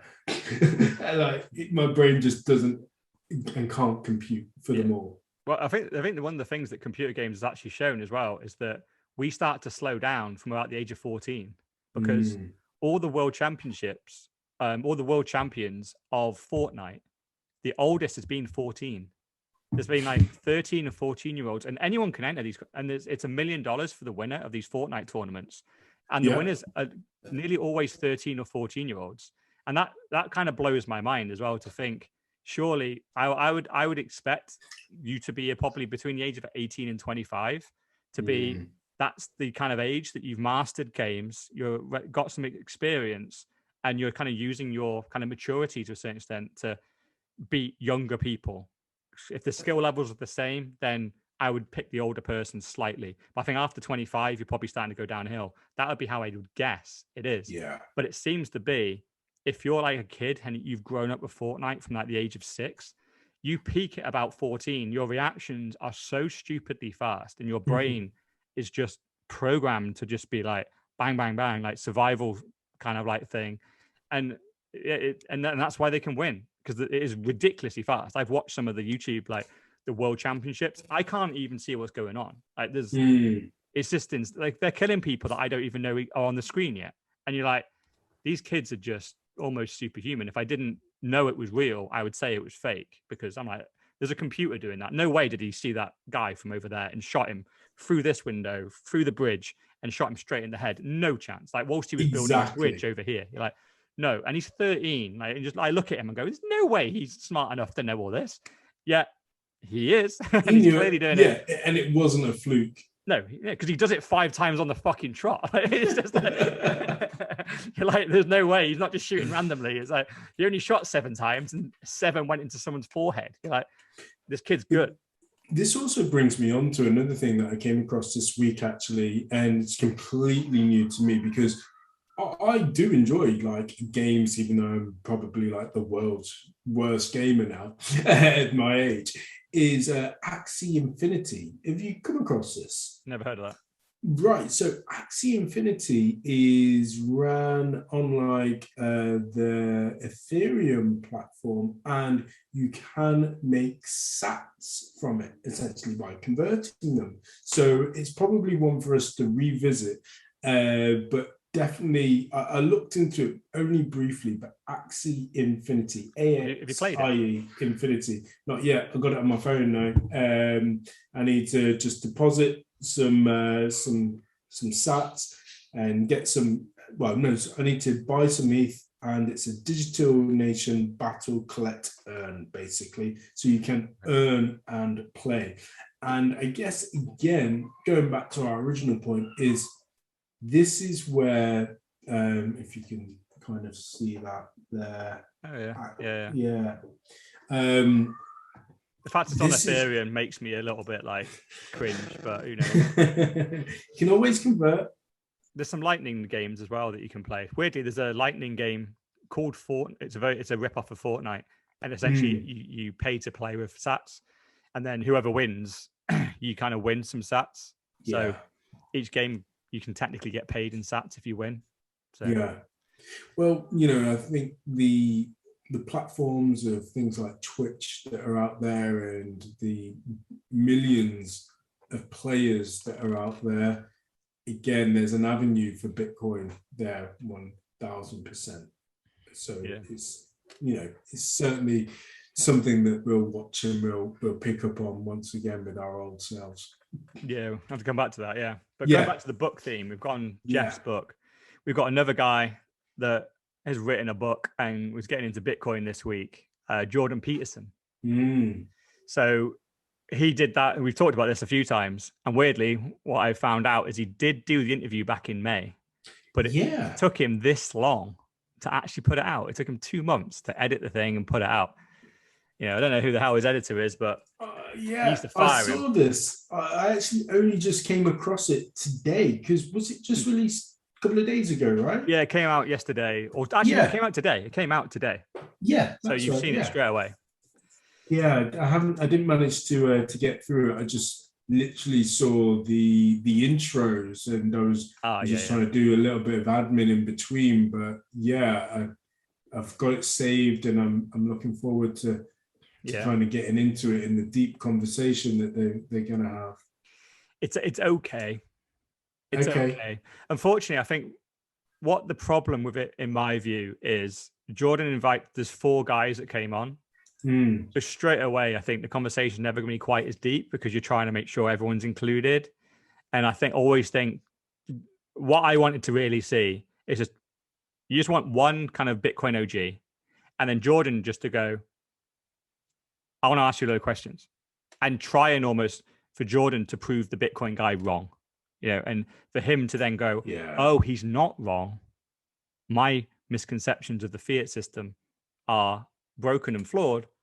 I need to adapt to what this guy's saying. And the problem is, I think because it's 4, he just stays a little bit too high level for too long. And each person, I think they know that this might be the last time I speak. So I need to try and say everything and almost speak fast. And you're trying to digest or trying to condense kind of 5 years worth of learning into a 10-minute answer that you're giving Jordan. And he's sat there kind of nodding and but then he's got a counter to each point, and then there's not really enough time to then reply to the counter because he counters, but then asks another question to keep, because he's like, I don't want to stay on that bit. So what you said sounds good. I think this though. Anyway, moving on to the next bit of Bitcoin. This is the question I've got on this bit. So Mm, I don't think it really moves him on, unfortunately. I think there's a little bit. He said that he's studying Austrian economics, which I've been doing as well, by the way. I've been doing Sailor's course. I'm about halfway through. It's awesome. I've got to the point nice. where I have to write an assignment. It's really cool, actually. I have to write a 500-word assignment, submit it into the thing, and it gets peer reviewed by other people that have done the assignment. And for me to pass, I have to peer review someone else's assignment. Oh, So wow. it's really clever because I basically I mark your work, you mark mine type thing, but it's like multiple people will mark it. So Yeah. you can't just submit bullshit and they don't have to do any work because it's free, obviously. So it's genius. Classic Again, Bitcoin principles. this is how as education should be well. done. Seriously, Yeah. you don't need teachers and stuff. You just need you need one teacher, like a Safer Dean, to write the course, and then just let the students mark each other's work. Mm. I won't mark your work as good if you've just copy and pasted. Because the thing is, the only requirement to pass this part of the thing is to submit, I think, over 400 words on the topic that they've stated. So you could copy and paste any bullshit in, and it would trick their system to think you've written an essay on the topic they've given you. But it gets checked by all the other students. And if they see that you've just put a load of bullshit in, they will go, this isn't an assignment. And you won't get your qualification at the end. So Yeah. then you won't be allowed to progress. So it's just, anyway, that's just kind of like. I did actually sign up as well. And so I did the initial course, literally like a 5-minute thing, but specifically on that point where they talk about plagiarism. And if you're not going to properly reference where you've taken that from, then of course you're going to fail. So yeah, I'm going to, as we agreed, begin my Austrian economics course as well. So Yeah. I'm glad you started. Yeah. Yeah, about a third of the way through. I should be further. Yeah, you should be further. You should be finished. You can't find 30 hours out for your 168. I know, it's poor. I have procrastinated. I must admit, I came straight off the podcast. I think the next 2 days I did about 10 hours. And then it just dropped off. It dropped off. Weirdly, the assignment stopped me. I was like, oh, no work. It's bad. It's bad that stopped me. So I need to, this can be my motivation again to give me a kick up the arse and go, fucking write the assignment, little bitch. It's only 500 words. And I want to do it as well. I'm doing it for fun. So I shouldn't be, resistant to it. On the Jordan Peterson front, and it's a shame because I've got it saved to watch later in terms of the talk, because he's got obviously some really good guests with him. I saw Breedlove was there, and that guy. and Gigi was there as well, and a few others. But during my my Jeff Booth literally like marathon, is he was talking to Danielle DiMartino Booth, and they were going to call it the Battle of the Booths, because she's very much gold and silver, and she's the lady that comes on another one of my, I know we talk about it all the time, favorite podcast, which is Patrick B. David, as the economics woman in terms of it, because she once upon a time worked at the Fed for 9 years. Fuck that guy, by the way.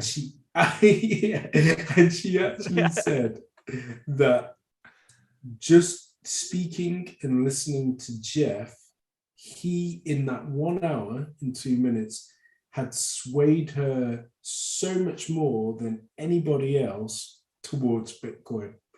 And she's, pro Fiat, and she's not necessarily pro Fed, but she's more around the old school. So it was really interesting. And I think, but the reason why is because it worked was because they were on a one-to-one basis with a mediator, essentially giving the great questions and then his explanation to those questions on the topic of inflation and deflation. Hopefully in time, Jordan Peterson gets a Bitcoin OG that also points him in that direction and kind of lets him, kind of get the pieces of the puzzle together. I hope he does. The reason why I'm skeptical is the fact he did it 2 months ago. And I've been looking at the videos that have been coming out and his tweets and stuff, and he hasn't done anything about Bitcoin related the last 2 months. So Yeah, I hate to say it, I do think, unfortunately, I think he's just he's doing it stuck. to sell his book. I think Stay he relevant, knows. sell the book. He's doing the rounds. Yeah, I think he knows the Bitcoin community is pretty big. We got some money. We do like self-improvement and being self-sovereign. And he does pitch like how to be a proper man, like the 12 rules for ruling life and all that, being masculine. So I think that very much fits quite well with the Bitcoin crowd. So I think that podcast is going to shift a load of books. And I hope that's not why he did it. I hope he did it to learn, not just to market his book. But yeah, have a listen, see what you think. But Yeah, I felt that he was interviewing to be nice. He didn't really challenge that much. I think he just took it. And then I think the second that interview was over, I think he just went, who have I got on next? yeah. And it was like, oh yeah, we've got some, climate change guy on tomorrow. And he's like, okay, I need to prepare for that now. And it's just, I think he just went to the next topic. I'm not sure. You want that click, don't you? You want that person that's like, fuck, he's been pilled. And now all he's going to do now is start banging on about Bitcoin and how important it is. Just being a little bit open to remodeling and rethinking of the current ways. And, I am still, and I always say this, whilst I consume so much Bitcoin content, I'm always thinking, aha, I've got it. That's the chink in the armor. And still, I'm not there. There's a lot of sharper and smarter minds that are out there that will reach the conclusion, if there is one, way before I am. And even though I don't look, I would like you to message me the second you find out on Bitcoin Twitter. Okay. But yeah, I would like to. I did again, I found that just in the short part of the interview that I watched, whoever was talking kind of thought, oh, I'm taking a bit too long here with my response. I need to make it short and snappy to give everybody else a chance. Yeah. But anyway, but talking about frailties in Bitcoin, we had Hack of the Week this week. Okay. We got one of Bitcoin's bastardized little children, Bitcoin SV, the brainchild of freaking Craig Wright, the alleged Satoshi, which the most hated man in Bitcoin, right? Yeah, he's probably number one. Yeah. We mentioned him a few times. He's suing some Bitcoin developers. He tried to claim copyright on the white paper. Total scumbag. And real shame this week, his coin got attacked for quite a few hours. It's been 51% attacked, which essentially means that someone bought up 51% of the mining hash power and just started fucking about with the chain. Just making up random blocks, changing transactions, just messing it up. Did it for hours and hours and hours. So this is the attack that is, by and large, something that could happen to any shitcoin. Yeah, and it's super easy to do.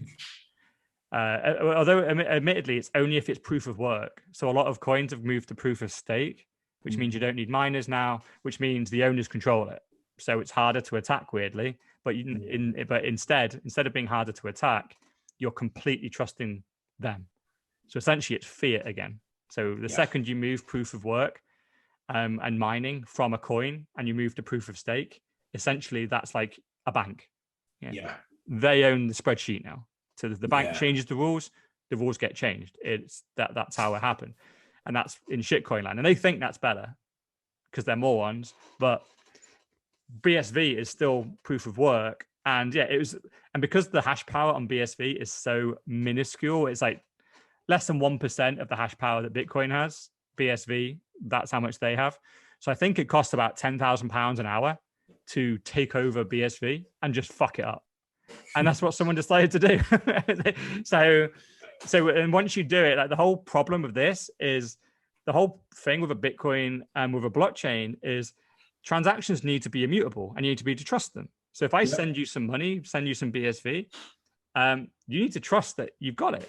And the problem was this attacker was creating loads of bullshit transactions, changing them, and you didn't know which chain to go with, like which is the chain that is legit, because there's like 15 going off.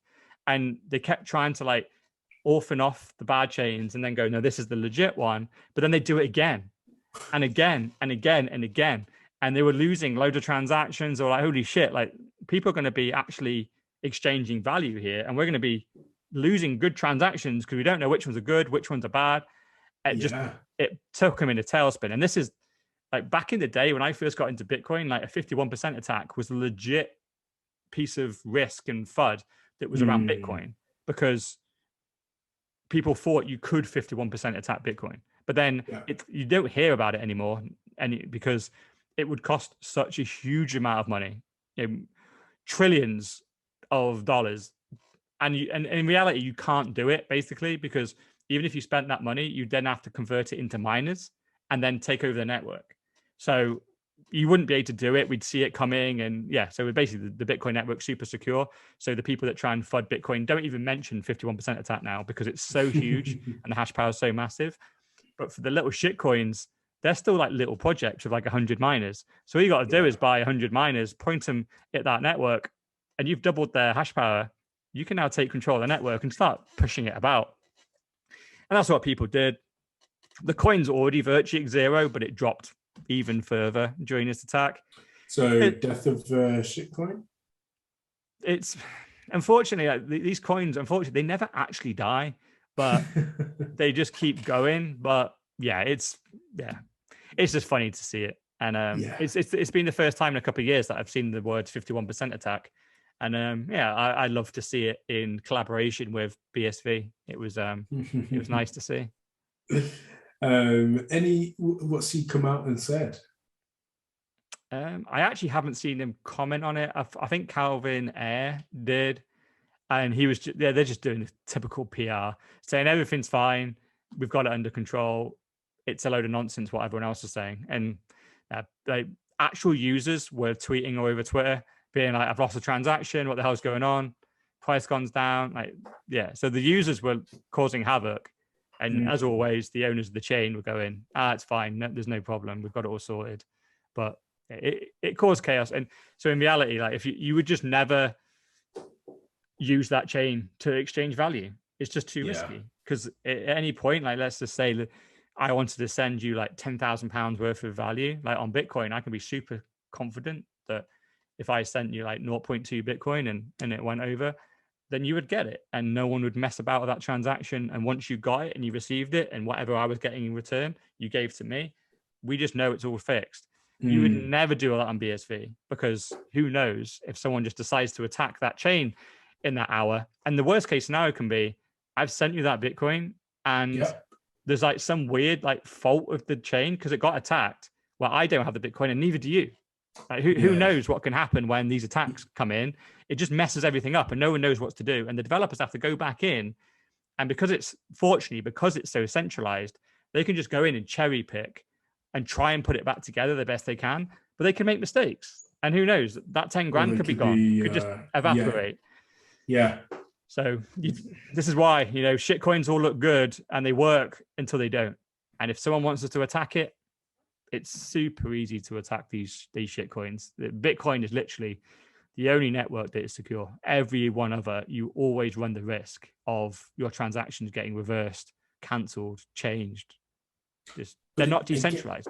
Again, I don't think that the average person really understands that because they don't do the educational part of, okay, what am I actually getting into? What, this one's gone from 0 to 5 and it's estimated to go to 100 next week.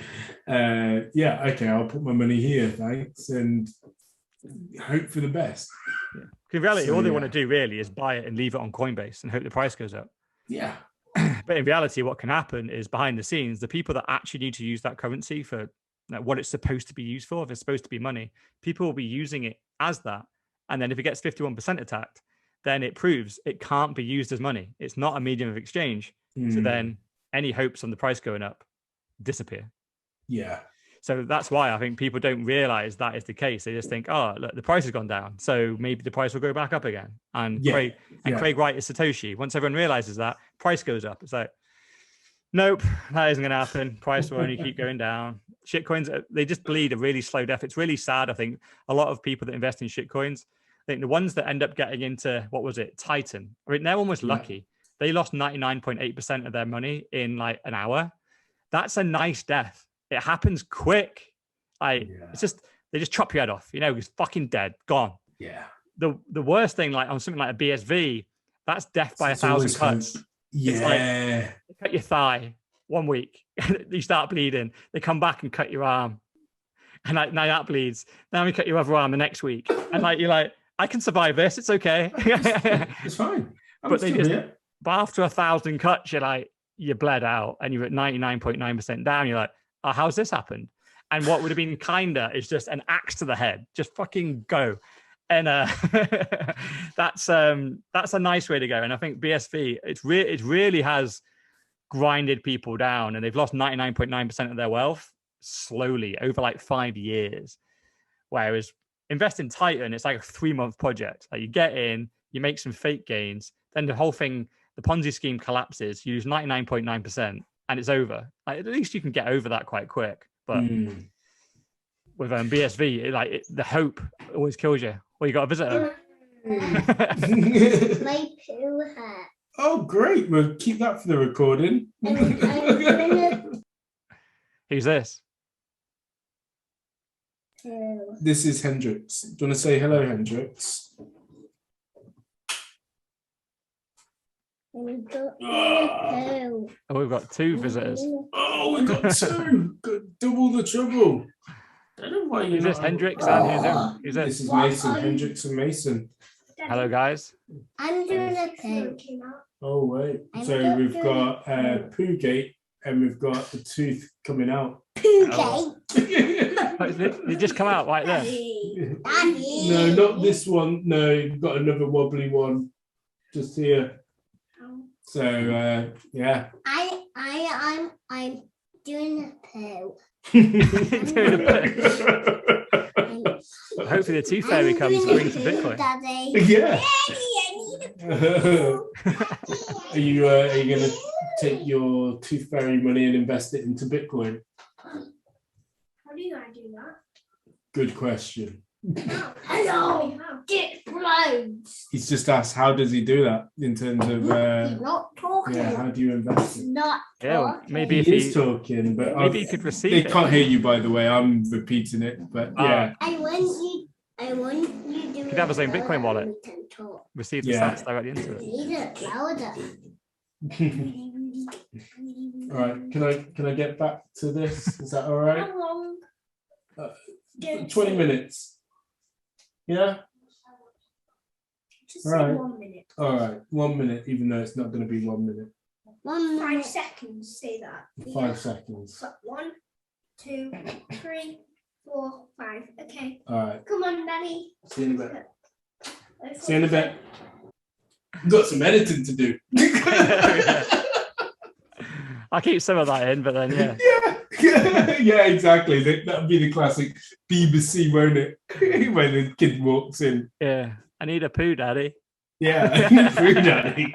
How do I buy Bitcoin? Yeah. Good question. These are the kind of questions that we need to answer for kids. Yeah, absolutely. Seriously, like he needs to have like a Bitcoin wallet on your phone, and then you can have the option. Like, do you want to have £5 for the tooth fairy, or do you want to convert those £5 into sats, and then we'll watch the value of that £5 fluctuate?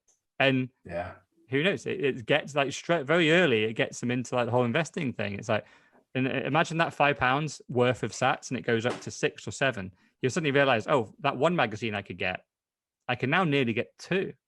And if I keep waiting, maybe it goes up to 20. Now I can get quite a nice toy instead of a magazine. And before he realized it, what he's really doing, he's learning how to save, how to invest. And these are the things that you get by accident when you get into Bitcoin. And guess what? With that £5, you have to go spend it. Go get the magazine. It's not, you're never going to get more than one magazine for that £5. No point keeping it under your pillow, because you're never going to be able to get 2 magazines. The day's never coming. So, but save it in Bitcoin. Now you're incentivized to like, well, can I wait 6 months for 4 magazines? And this is you start to learn like how. I have built some delayed gratifiers in these kids though, actually, because today I went for a run at lunch, and it wasn't as hot when I first started out, but boy, it got hot. But what I thought is it's going to be super easy. Get him off his iPad. I'll run. He goes on his bike. Easy. 7-year-old, you ride the bike, I run. And so there were some hills, and when it got to the hills, he's like, "Oh my gosh, right, we need to stop." I was like, "Nope." And at the end of it, he was broken. He was crying. I'm the bad dad, etc. But now he's just like, "When are we going again?" Yeah. So He did enjoy it. He liked it. Yeah, he enjoyed it. He's ready for another one. Nah, fair play, man. Yeah. But let's talk about billionaire status. So it's a non-Bitcoin topic, but I thought it's just interesting talking about business and investing and all that kind of stuff. And I think you've brought this one up before about people that are wealthy and like investing in things and having franchises and all that.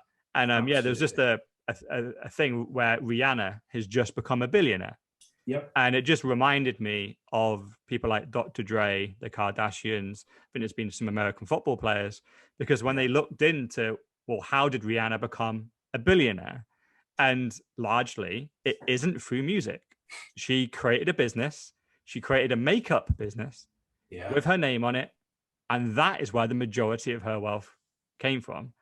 And it just shows that, the real smart people that not only make money, but then keep hold of it and grow it further, they don't stop at earning, even though these people are already number one in their game. Rihanna, Dr. Dre, to go the Kardashians to a certain extent. We got Kanye with there as well. We got Jay-Z and Beyonce. Michael Jordan, definitely. It's amazing. They earn probably, say, tens of millions, maybe up to 100 million in their day job, which is astounding. Like nearly all of them came from nothing and made it to 100 million. But these people, not only did they keep that, they invested it and turned it 10x'd it by turning it into businesses. And so, because a lot of these careers that they went into, they're short-lived careers, because music and sport is max 10 years, really. You get in and you get out. And then you got your whole life to essentially hopefully live off that money. And if you build your lifestyle up to, Jay-Z, a Dr. Dre, a Rihanna lifestyle, 100 million won't be enough, because you're spending 5 million a year. And with inflation, like you're going to be skint by the time you're 45 when you like retire at 32. And you have to not only invest it, but ideally leverage it and create a business that has income. And Rihanna's yet another one to join that list of people that has created a great business, put a brand on it. And I think it's about 90% of the money that she has come from her business, not from her music. And obviously the second I saw that, I went, wow, I didn't think you become a billionaire off music. And then I clicked on it. It's like, no, 900 million of that came from a makeup brand. It's like, well, fair play to her. I didn't even know she had a makeup brand, but it clearly does. And it's clearly massive. Well, we're not obviously her target audience, let's be honest. So I don't think that, the fact that we didn't know is a bad thing. But Rihanna came in the game around about 17 under Jay-Z, strangely enough, as well. So Jay-Z was the president of Def Jam at the time. Great music company with various different artists, LL Cool J, Run DMC, DMX, lots of artists in the Def Jam. If you wanted to become, or you were in that hip-hop game, you wanted to be under that Def Jam banner. Then she hasn't actually brought out an album since 2017. So the same thing that got her there in terms of this status, she's done nothing. And everybody talks about, when she's bringing out more music. Well, music's now really just a platform for her to kind of leverage more fans. But really the money is in ownership. Yeah. It goes back to, whilst you say it may not be Bitcoin related, Bitcoin is effectively about you owning stuff and the ownership of the things that have helped Michael Jordan. So he is the owner of the Charlotte Bobcats, which is an American basketball team, and then part owner, of course, of the Jordan brand and Jordan shoes. Kanye West with regards to the Yeezy brand, and then Dr. Dre with regards to Beats by Dre, all ownership. And of course, she's got her own ownership in her makeup company. 33 and a billionaire. Unbelievable. I mentioned the Kardashians as well. So it's Kylie Jenner that is the billionaire there again through a makeup brand and having ownership in that. And it's just fascinating the fact that people are doing this, but again, what can the average person do? They can have ownership and control of their money. And that's how they potentially could get to, thousands and potentially millions, depending on how you hodl. Yeah. I think it's just interesting, isn't it? Because even though these people are technically super rich, you would think they'd never have to work again. But the people that succeed are the ones that do decide, no, I need to work again. I need a business. I know that the fame that I have or the ability that I have, it's going to fade, and it could fade at any minute. Yeah. So I need to build something sustainable. And the successful people are people in this list that we just named then. The people that aren't are the ones that probably get wrapped up in it, get too much ego, decide to flaunt their wealth instead of building something for the future. And they're probably skint again by 35. Yeah. And you never hear about them, or they're just washed up, and they end up just working menial jobs. And this is the thing, even if you do just work an average job, just as Rihanna does when she was probably working her ass off doing all her music, during that time, on the side, her side hustle was probably the makeup stuff. Yeah. And quite quickly, she was like, someone probably approached her and went, you know what, Rihanna makeup would really sell well. And she probably went, maybe. Music's where I make my money. I can make 5 million a song. And they're like, makeup could earn you. I think it's actually makeup and lingerie, her business. So yeah, so the two things that, again, without being or sounding sexist, great for women, she's on it and she's nailed it. But it's just about, no matter how well you've done in your job, or you still need to be investing your money.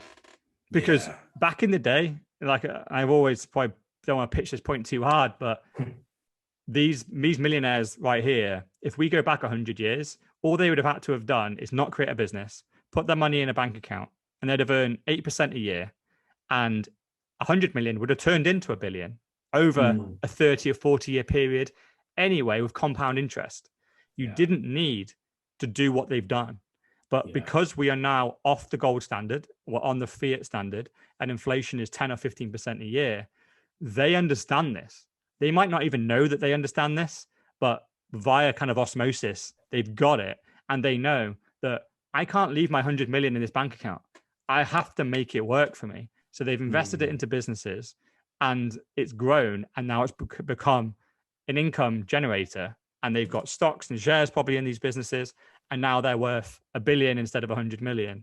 And fundamentally, this is what the average person has to do as well. You have to skip the step. There's no point saving. Saving is like investing in ice cubes.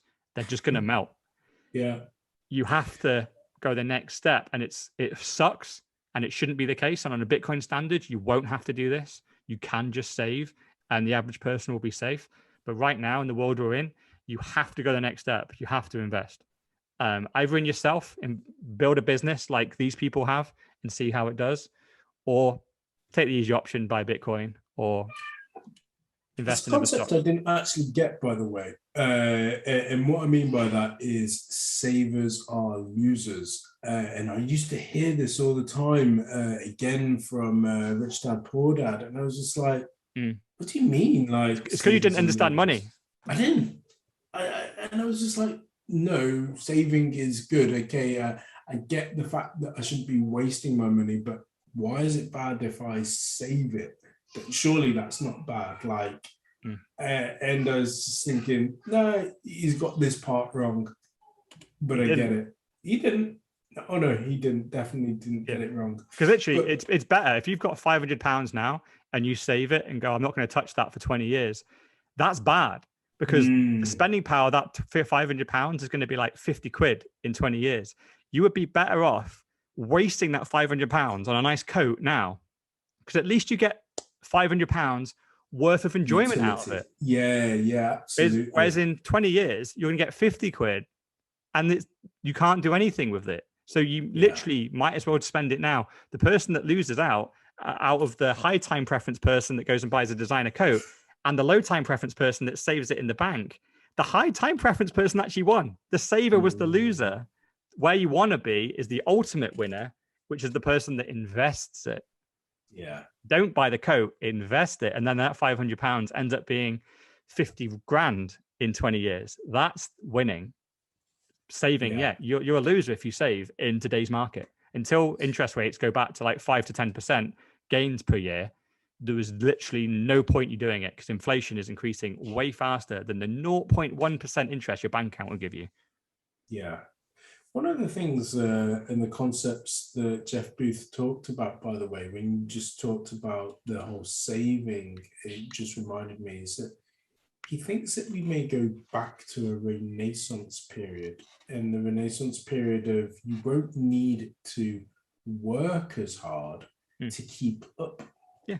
And therefore, the only reason why people are trying to save is because things are increasing in price due to inflation. But perhaps when things fail, things will also deflate, and deflation will mean that, I always think back to what's the lowest price of a kind of Coke that you can remember? I think back when I was a kid, maybe about 20p, 25p, around that. Yeah, 20p. You're easily paying £1 right now, right? Yeah, out of the machines, it's £1. Yeah, I remember it being like went up to 50p, 80p, and now they just round. I think it's like 120 now. If I go to the train station, I think it's 120 if I want to get a can of Coke out of the machine. Yeah, so that's 6 times. That's six times the money. 6x, and that's 6 times in 20 years. Yeah. So what's it going to be if it cannot? And that's a real simple example. Cannot continue like that because we're not necessarily getting paid 6x more. And so, it'll be interesting to see that as well, and to see where we get to with things. Yeah. Because this is what we mean. When we talk about inflation and things going up in value and all that, like the government, when they print more money, they are stealing your time. Like the time that you have with your kids that just walked in then, like that time is precious. And if you can retire 10, 20 years earlier, that means the world to you. I'm sure you couldn't put like a pounds amount on that. How much do you value one of your children? These things are subjective. They don't have a pounds Depends value. on how bad behavior they are. Yeah. But this is the thing. When you really distill it down, this is how evil the government is when they inflate your money.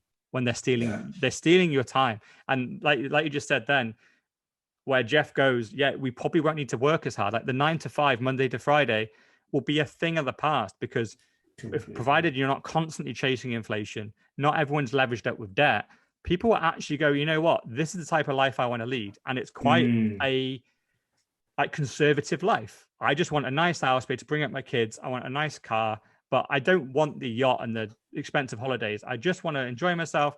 And then on a Bitcoin standard without inflation, you might be able to quite easily do that, provided you're pretty good at something. Then you could just pick and choose. But I'm doing 3 days a week, and I'm going to retire at 45. Yeah. And you can just do that because the money that you earn, you save it, and it holds its value. And other people will just go hell to the wall, want to work 7 days a week, spend everything that they get, and they want the yacht, they want the fast car, they want the watches. Good for them. They can do that. It's up to them. Everyone gets the choice. The problem at the moment, no one has a choice. Everyone has to work every hour that you can work, because you're constantly chasing the money printer, and the money printer will always outrun you. And it's fucked up. And we need to just give the power back to the people. And that's why we say like Bitcoin is freedom, literally free to do what you want with your life. That should not be a constraint that is on you. But 99% of the people on the planet right now are constrained by the fiat government money, because no matter how much you earn, they're inflating it. No matter how much your wages get increased, they're devaluing it faster. And the things you want to go buy are constantly going up. They're throwing extra taxes on top of you as well. We've got to get out of this system, man. It sucks, and people need their lives back. Absolutely. And do you know what as well? I know we've gone from Rihanna, is we are going to see more and more billionaires created, as we have been. But equally, you just touched on it there, is that those people that don't want to earn as much, and they only maybe want to work 3 days a week, that's great if deflation actually happens. But whilst inflation is currently happening and continues to happen, we're going to see people become poorer and poorer, and that divide is going to continue, and it's really going to hurt and continue to hurt more people as well, and that's not good. Yeah, it's really disgusting. Like the people that stand up every day and talk about the pandemic and talk about how much they're helping the NHS and all that stuff, those people understand all this. They know it categorically, the damage they're doing. So for anyone like listening to this that thinks the people that are standing up there give a shit about you, they don't. For the fact that they understand this one thing, just this is enough to undermine their credibility completely. Because every single one of those fuckers understand money. They know exactly the damage they're doing, and they lie to us over and over and over, call it quantitative easing, it's stimulating the economy and all that bullshit. And in reality, what they're doing is stealing your savings. Quantitatively easing their way into your pockets and stealing your money. Yeah, and stealing your time. They're stealing time that you could be spending with your wife and kids. It's disgusting. Yeah. So you want to go into shitcoin corner? I was going to say shitcoin corner. Yeah, go for it. Go a bit lighter. Yeah. So I think this is the first time we might have discussed NFTs. Non-fungible tokens, which is hilarious. The fact that basically it means it's a JPEG. Yeah, it's a picture, but supposedly there's only one of them, because on a blockchain, like pick whichever random shitcoin blockchain you want to pick, someone uploaded that JPEG to that blockchain. So technically that's the original. Yes. So that's like the Mona Lisa of that JPEG. And even though I can just right click, save it, and I've got a copy, and it's technically identical, according to the NFT guys, no, I have a copy. This is just a bastardized, like it's a poster of the Mona Lisa, and only one person owns the Mona Lisa, and it's this person that has the blockchain version. And these things are going for hundreds of thousands of dollars right now. It is totally insane. And still don't get it. To your point, I still don't get, like, why can't I just control C that? Yeah. And copy it. And I must admit, I do go around in circles, because it is like the Mona Lisa, right? If I have the Mona Lisa like here, but you have a poster of it behind you, technically we both have the same image. Yeah. But I have the original, right? And I think people get that, mine's worth, I don't know, 50 million, and yours is worth £5. So they're trying to say the same thing with NFTs, but I don't really get it, because mine is the genuine, like a painting, and it's physical and someone had to do it, whereas yours is just a mass produced kind of piece of crap. But the problem is, like, which blockchain is it? Like, do I have rights to it? Because the thing is, if I own the Mona Lisa and like physically own it, then I do have, I physically like own the original, whereas the original on any JPEG was created on someone's computer somewhere, and then they uploaded it. But the story here is it's just funny, because they're like exchanging NFTs worth hundreds of thousands, and someone accidentally they listed it, and instead of putting, there's like, you have to list it for a price, and then there's the gas fees to transfer it, and they got it the wrong way around. So they're basically, what you're supposed to do is put like 1,000 GUI, which is, there's Ethereum and GUI, and you put 1,000 GUI in for the gas to send the thing, but you put 1,000 GUI in the price which basically is 1 cent. So he accidentally listed this NFT that was technically, I don't know, worth 200K, and someone snapped it up and bought it for 1 cent, and he was crying about it. And legally binding contracts. They put it out there, and it went. I've agreed to buy it. Done. Yeah. Taking it. Mine. Again, it's one of the good things about the blockchain, because once you do it, it's fucking gone. There's no like calling up eBay like, oh, I listed my car for 1 cent. Like, can you undo that? Like, irrefutable. You could probably get a lawyer involved and go, it's obviously a mistake. You could fight it in the courts. But no, this is an unregulated market. Like, you list something for a penny that's worth 200K, it's fucking gone, mate. Unlucky. And technically, I actually think the person that bought it for a penny got ripped off, but but he probably didn't, because he's probably listed it and sold it for freaking 100K by now. And fair play, but what I don't get with crazy out there, man. Is the fact that there are so many different iterations that you can make digitally. What makes the one that you've got worth of value? So digitally we can say, okay, like I've got my Apple AirPod case, it's in black, but you can have so many different shades and tones along the way. There's thousands of colors. So what makes that one so great? And again, you could say, oh well, the shade of black 234 is the nicest one that we like. Okay, great. But I'm going to copy it and make it 235. And why has that one got a little bit more value? I just don't get it. Don't get it. The genius is the art world has always been confusing. Yeah. So there are millions of pieces of art in the world, right? And for whatever reason, certain artists that just draw like a red line on a piece of paper, and that sells for 3 million. So this has been happening since art began. So it's genius that the shitcoiners have basically tagged into this and gone, you know what?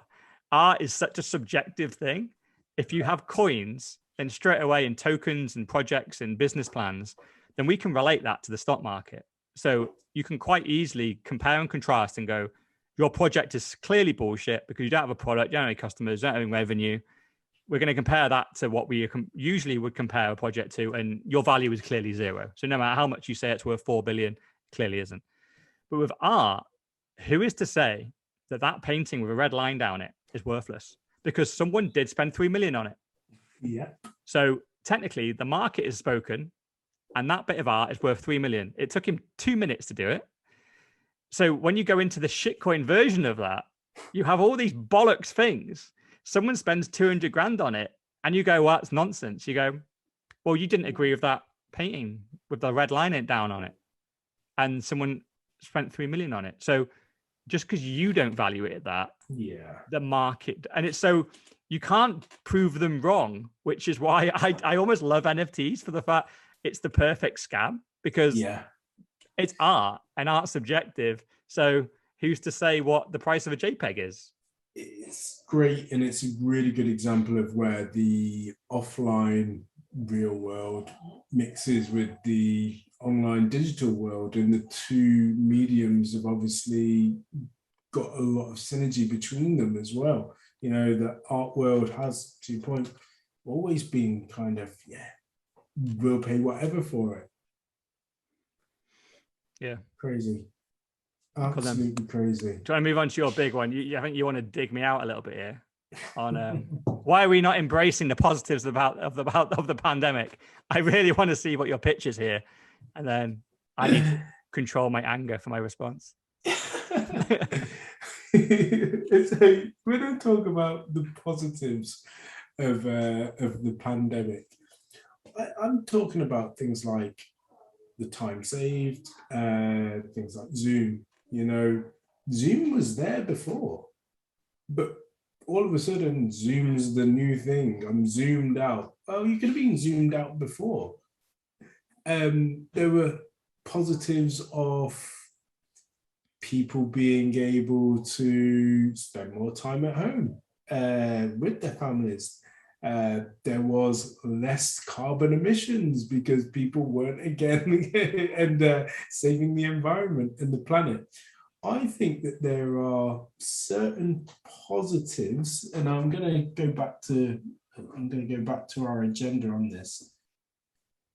I do think that there is certain positives created from the actual, the speed of technology as well, and the speed of decisions. That's the key thing as well. Technology has expedited itself because it has had to expedite itself, and that again wouldn't have happened had it have not been for the pandemic. So that's why I think we should kind of be looking at the positives of the pandemic. So if you could have your time again for those positives, would you still have done it?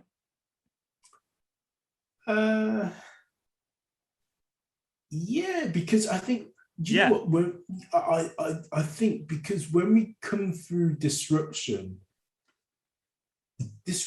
actually really helps us, and it's shit, isn't it? When disruption does happen, but the disruption kind of shakes things up, and we don't make as many advancements or real key changes than when things are just normal. Yeah. And when I think, go back to one of our favorite films of like The Big Short, when after The Big Short, those advancements that happened afterwards, so bankers were actually more scrutinized, even though they're going along the same route again right now, but they had to check themselves before they go ahead and made certain loans and certain advancements. So I think it was good, even though obviously there was a lot of bad that came along with it. I'm not just saying it was all good and we should have disruption all the time. I think, fundamentally, I couldn't disagree more.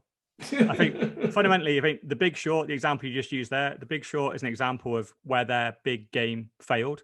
So it forced a reset, but they were corrupt and got themselves out the other side of it. In essence, the pandemic is our version of The Big Short. We just haven't come to the collapse yet. We're halfway through. Correct. The banking crisis that we had, we've now got the health crisis, just as we have now, where they're gaming it. And personally, I think to exchange, being able to work at home, save the planet a little bit, and spend a bit more time with our kids, for the cost of what's happened the last 18 months, it just completely pales in comparison to the price that we've had to pay for that. So we have, obviously 18 months of people being trapped in their homes right across the planet. We've got sky high depression, suicide rates, domestic violence. We've got, I looked into the waiting lists of the NHS at the moment. If we go back a year, there was 4 million people on the waiting list. We now have 5 million people on the waiting list. And it's estimated over the next 12 months to go up to 13 million. So we're going to have a huge NHS crisis. It's going to completely overwhelm it. Talk about flatten the curve. Yeah, bollocks. We have now got the biggest spike of just ill people in the UK and around the world that have been denied care. Working to the business world, we have small businesses that have been decimated. We have hairdressers, bars, restaurants, plumbers, electricians, all gone out of business. They're now driving Uber or delivering for Amazon. They're now part of the system. They can only earn a certain amount of money. Their kind of way out through creating business, as we described before, is being stolen from them because the world shut down, and the only business that were allowed to continue were the massive ones that are close to the politicians, and they carried the whole game on. We're now getting forced vaccinations. Billions of people on the planet getting forced to take an untested vaccine. It seems to be this vaccine is actually encouraging the virus to mutate, come back stronger, and the vaccinated are going to be actually more susceptible to being ill instead. So when we come out of this, we're going to have millions of people dead, millions of people taken out of their own private businesses and put into day-to-day 9-to-5 jobs working Uber and for Amazon. Yeah. So, yeah, for the benefits of working at home and technically saving the planet, I ain't buying it. If I was going to put this on a scale, like you've got a feather on your side and I've got a fucking tank on mine, and it's like this. And I'm like, no, if we can have our time again, I am not fucking doing this. Like maybe companies should have been a little bit more liberal with letting people work at home. But in reality, freaking hell, even when I was working, like the last 10 years, I never had any come to office policies. I went, you can work where you want, when you want. All you got to do, I'm going to give you an amount of work each day. You got to get the work done. And actually, we didn't even set it per day. We set it per 2 weeks. Yeah. You have this work for 2 weeks. You better make sure it's done. And we're going to accept it on you that if you get it done early, come to us and ask for more. And the good people would do that and other people wouldn't. So in reality, like the whole world is moving to a bit of a work at home culture. Maybe this sped it up, which great. But for that cost to get work at home for some people, I ain't trading that. Like this isn't natural disruption, right? I am all in favor of the fair market disrupting new industries. This is government intervention that took away. Like if you were a small business, let's just say you were that hairdresser, right? This isn't, no one came in to be a better hairdresser than you. There wasn't a new product. The government told you can't open. They shut you down for 18 months. And if you couldn't afford to get through that time on your own, and because you're self-employed, they probably didn't give you any furlough money. They probably fucked you over. You now had to sell your shop, sell your gear, sign up to Uber, sign up to Amazon, and start driving. You've lost your shop. You've lost your dream. And it's going to probably take you 5-10 years to even gather that money back to start again. That's bullshit disruption. Your industry didn't get disrupted. The government fucked you over. And I will fight for that person to not get, that is not good disruption. That's bollocks. That's government. And they go fuck themselves. As you can see, I'm a bit like fucking charged about this one. I kind of badgered him into this one, didn't I? Like you poked the bear. Poked the bear, definitely. So, yeah. I still think, it's good to disagree. It's a good one. It's a good one to disagree on. It's not that I'm saying that we should have obviously a lockdown once again, because again, trust me, it wasn't great being in the house with not being able to go with kids, etc. But there are certain things I feel like that obviously don't necessarily outweigh the bad, but certain things that we need to be aware of that, okay, this came about had it not been for the lockdowns and the pandemic. Yeah, I think it's just good to, I think ultimately, obviously it hurt my small business, but then I think a lot of the people I know, either they worked in health or they work office jobs. So the working at home thing, and like most of the people I know earned more money during lockdown. They spent more time with their kids. We had a nice summer. So fundamentally, their lives, and probably I would imagine your life, you probably came out of the pandemic more wealthy, probably having worked probably a bit less. And so fundamentally, your life improved. But I think it's just important to take a bit of a step back and go, not everyone works an office job. Not everyone works in the UK. Correct. There's a lot of self-employed people. There's a lot of people on benefits. There's a lot of students, right? I really feel sorry for the students. They only have 3 years at uni. They've had 2 years stolen from them. I was listening to on the radio today where the students have gone back to uni already. I don't know why. They're already back at uni or they're about to, I think. And the syllabus has been released and they've said the entire year is going to be WebExes and Zoom calls. And they're protesting going, we want in-person lectures. We're paying freaking 30 grand a year for this. We want the lectures when they are, but they just want to shove them online. They want to give them a YouTube course and charge them 30 grand for it. And yeah, and obviously the students that lost them like didn't have their freshers week. They didn't get to go out. They got locked in their freaking apartments and stuff. It fucking sucks, man. A lot of people got fucked over by this. We've been to uni as well. Like I know, and I've been to uni, and it was so good. The experience. Yeah, I feel for them with regards to that. Imagine if your first year was 2020. Oh my gosh! And even the way they fucking did it, right? It was disgusting the way they did it. Stay in your dorms. We'll give you your food. What's the fact that they lied to them going up to it, right? Everyone was scared. There's a load of students not going to go to uni because we'd been locked down in the winter and then we'd opened up in the summer and everyone was like, we're going to lock down in the winter, aren't we? We know it's fucking coming. And they went, no, we won't. And they let all the kids go off into uni and they went in September And I think about 2 weeks into September, they locked the country down and went, you can't even go home. So everyone had paid their student fees. They managed to get him to start the course. They gave him the first 1 or 2 lectures. Then they closed the door and went, well, we've got your money now. So fuck you. Yeah. And it's so, because if they'd have done it 1 month earlier, like loads of people were going to delay a year. But they went, no, it's going to be fine. Like, it looks like it's all dying off. They lied to them to get the money in. It's like the whole thing was just so scummy. And so many people got so screwed over. And these are years of their life you never get back. You don't get unis. You never get your first year again. Because like second and third year, more serious.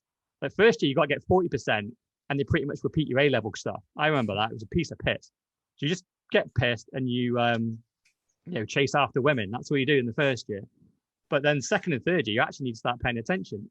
Yeah. They've stolen their first year. And it just makes me so angry. The amount of people have been fucked. Even though me personally, I did great last year. I went to Sweden. I invested in Bitcoin 10x. I'm fucking happy. I'm all gravy. I'm not being salty here because I got screwed. I did very, very well at the pandemic, but I'm still super angry about it. Yeah. Yeah, because one of the other things as well, actually, it just reminded me, I jotted it down and to come back to, is the phrase savers are losers. From my research, a lot of people have cash on deck for when these bad things happen as well. So that, let's say March of 2020, they can go all in on Bitcoin when that also tanked, along with various other stocks and shares as well. What's your thoughts on that? Like, hoping for the disruption, knowing that whether it's a pandemic or whether it's a war or whether it's, a tweet that's gone out there that means all of a sudden the market crashes or some form of disruption is going to happen. That is pretty much, again, an asymmetric bet that we're never just going to have just flat. There's going to be along the way. Yeah, look, I would keep, it all depends on how much money you've got, right? But like for me personally, I keep about 6 months worth of living expenses in cash. So that's just, I know it's 100% there. Does that include your subscriptions as well? But to the OnlyFans. Yeah, the OnlyFans subscriptions. Yeah. Yeah, you're on premium now, right? Yeah. So I keep roughly that like to one side. But by and large, like I've said to you before, like my day-to-day money, what I consider cash, I keep in Amazon stock. And so that just ticks up like 10 or 20% a year. And if I want more money to keep topping up that 6 months worth of runway, because I also need to protect myself that even though Amazon is probably one of the safest stocks on the stock market, if the entire market dumps by 50%, then I fully expect Amazon to dip by 50% as well. So I do keep some money just in cash that I know is going down by 10% a year, but I'm not going to even keep it for a year. I'm only keeping it for 6 months. I'm going to burn through it. So literally, it depends on who you are. But the safety net, I would at least want 6 months' money, and ideally, that's if you're completely retired and financially free. Whereas if you're working, then you don't need that because you got a job, and you've probably got 3 or 6 months worth of notice period written in. So what's the worst that can happen? You've got a bit of runway there anyway. What I wouldn't advise, like it should be like by and large, it should be 1 to 5% of your money in cash. That's fine. Yeah, 1 to 5%, because that's rotting, but you got 95% is working. Yeah. That's working for you. That's either in Amazon stock, which is designed just to keep up with inflation, or ideally, like the other 95 is in Bitcoin, and that's going to far outbeat inflation, go up by 200% a year. So that's gonna fly. But yeah, but even that I do just in case the world ends and like the internet gets switched off, Amazon Bitcoin go to zero. Then I have 6 months worth of money sat there to go, right, I need to figure out what the fuck to do now. I've got to go get a job, haven't I? Yeah. And I'm sure there's going to be so many people from your comments on LinkedIn that can't wait for you to have that circle around you. Yeah, looking for work. I will never put that on my face. I will die before I put that fucking. That's like a shame badge. It's like shame. It's like being in class wearing the dunce hat. Do you know what? Maybe you should. And again, not many people might catch this. So on April 1st of next year, maybe you should just put it on there. What, looking for work? Yeah, looking for work. I'd have too many, just to like troll people. Oh, maybe, yeah, on April 1st. Oh, yeah, maybe on April 1st, yeah. Oh, that's a good idea. I think I'll do that. Yeah. So, for those that haven't caught episode 17, that's the April Fools. I like it. I might do that just to see how many people they'd all come out the woodwork going, "Ah, right, yeah," or they would be laughing and be like, "All right, come 12:01." What I need the two. I need to set up the April Fools, which is some type of sub story that I've lost it all, and I'm looking for work, and I'd really appreciate my contacts to like get me into full-time work again. And then for a 12:01 post to be the ultimate flex, which is like driving a fucking Lambo next to a swimming pool or something, but like just joking wankers. Have fun staying poor. April Fools. Oh, I like it. That could be a good one. Yeah. Well, we've got lots of time to build on it. And obviously, to be fair, you can just cut this part of the recording. Oh, no, I think we leave it in because the only people listening to this, these are the good guys anyway. The haters won't be listening, especially this far into an episode. So they'll fall for the April Fools. It's all good. There you go. I'm doing that. That's good. Cool. Anyway, you need to go back to your kids, don't you? So I do indeed. But the last thing was Monero founder arrested in the US. Yeah, Fluffy Pony. Mm. So he's a well-known guy. He blocked me on Twitter for telling him that he created Monero, and he kicked off on me when I didn't create it. But he did. He was like one of the creators, and he was like the lead developer on it for freaking forever. Became very, very wealthy off it. Had a few like £800,000 watches that he used to like walk around with.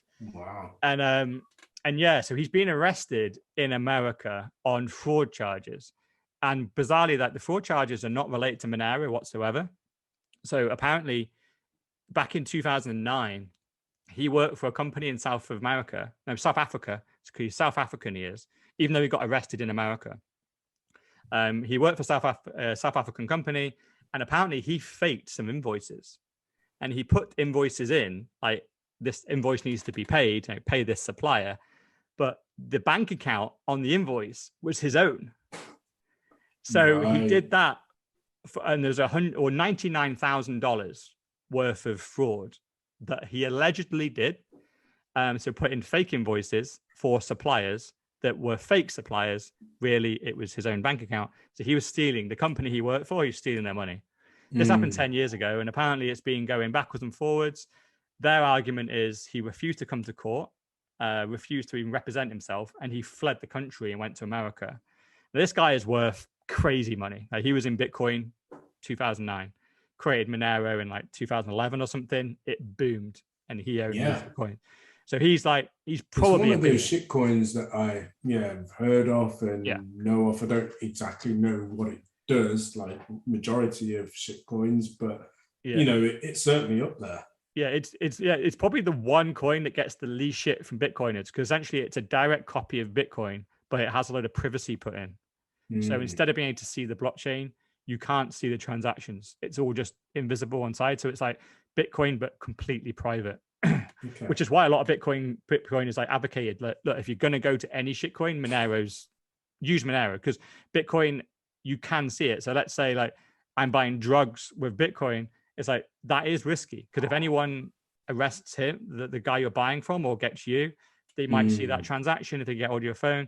But if you use Monero and you buy drugs with it, then the person you bought it off, it's just invisible, right? It's just, you can't trace the transaction. So it is one of those coins that technically had a use case. It's like private Bitcoin. So the use case for it was purely like, it's not a speculative investment. Like, this Monero is never going to take over Bitcoin. And I think, to be fair to Fluffy Pony and stuff, he never said it would. If anything, it's like hold your money in Bitcoin. And then if you want to spend it though, convert it into Monero, then spend it and then get the goods. So yeah, you want to buy £50 worth of drugs from the guy down the road, get your Bitcoin, convert £50 into Monero, fire it off. And no one knows where the transaction happened. So it actually was the one shitcoin that had a use case and people didn't completely mind it. But then people started buying like 100 grand worth of Monero and hoping it'd go up. And it's like, no, you got it wrong. Like you're not supposed to buy it and hold it. You meant to buy it, convert it, spend it. And then, that was its use case, right? But yeah, it's weird that Fluffy Pony was literally, he was in New York for an event and then he was going to Mexico or something. And he had to stop off to get fuel in America. They stopped somewhere in America. He was on a private jet. Of course he was, because he's a freaking billionaire. Stopped his private jet to travel. But the problem with private jets, they haven't got much fuel in. The good thing of a 747, like it'll go straight from New York all the way to Mexico, but it stops. And when it's refueling, they grab him. And this is, for me, when I look at this story, it looks weird because this is a £99,000 or $99,000 fraud case that happened 10 years ago. Yeah. And in South Africa, the American government arrested him when he just stopped for fuel. This doesn't seem like crime of the century. This seems like, with the crimes that are really concerned, this is tiny. But the fact that he happens to be one of the lead guys on Monero, the privacy coin for Bitcoin that probably enabled shit tons of money laundering, people buying drugs, all that type of stuff. Is that why they grabbed him? To try and put pressure on him to go, is there a back door to this Monero thing? Yeah. You say it's all private, but you're the one that coded it. If there isn't a back door yet, could you put one in? This is what fundamentally I think. Release for your freedom, no doubt. Well, exactly, because the thing is, the thing that he's got, this 100K thing, it comes with a 20-year sentence, like maximum charge, which is crazy. Like, this guy's relatively young. I think he's in his 30s, but still 20 years of your, that's the best years of your life, right? From 30s into your 50s. Absolutely. You don't want your freaking 35 to 55 stolen from you. Yeah. So they can easily just threaten him with that or compromise Monero. So I would not. Are we going to watch this space then, in terms of where it's going to go? And let's say, just to play this out, if he's going to compromise Monero, how would we know? I know, exactly. Because fundamentally, the thing is, like, he's marked now, right? Yeah. Everyone knows. So has it lost value? I haven't looked at the price, actually. No, I don't know. But it's just what he knows as well. There's a lot of course, there's a lot of anonymous people in Monero as well.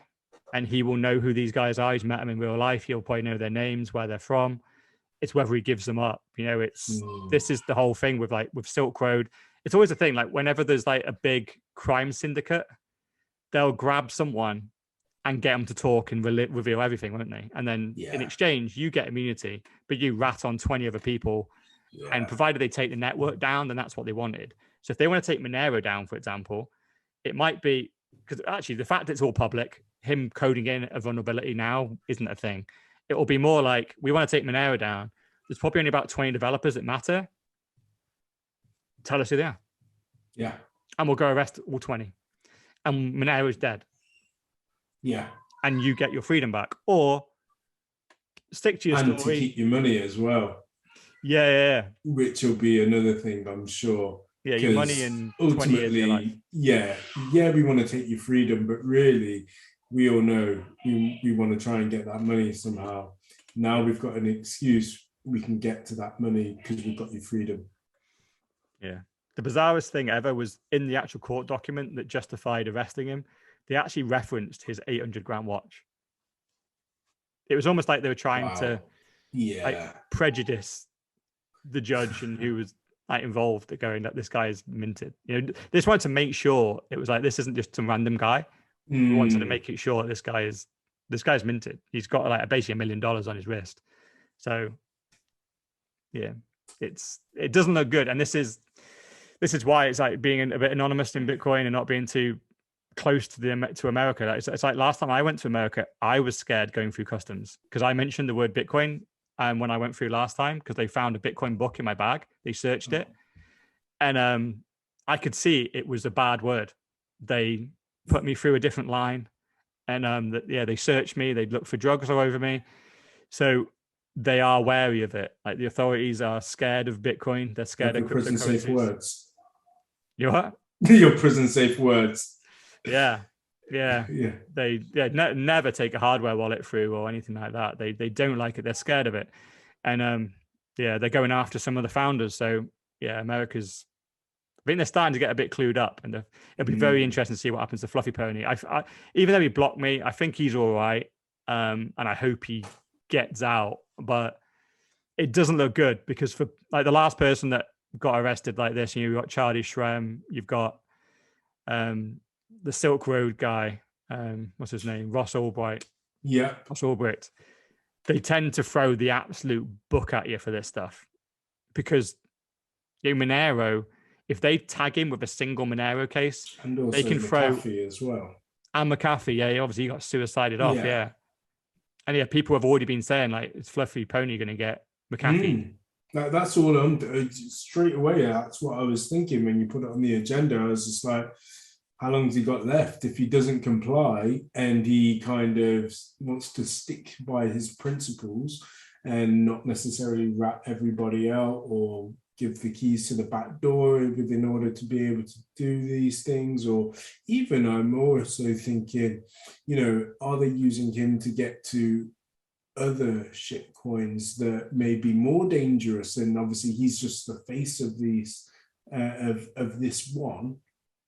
There's loads of scenarios that can play out, but ultimately they've picked him for a reason. Yeah, and it's a risk. All the shitcoin founders, and this is why when Satoshi was anonymous, this is why. Yeah. Imagine if Satoshi was known, they'd, because the thing is like this is always the thing that they get people on.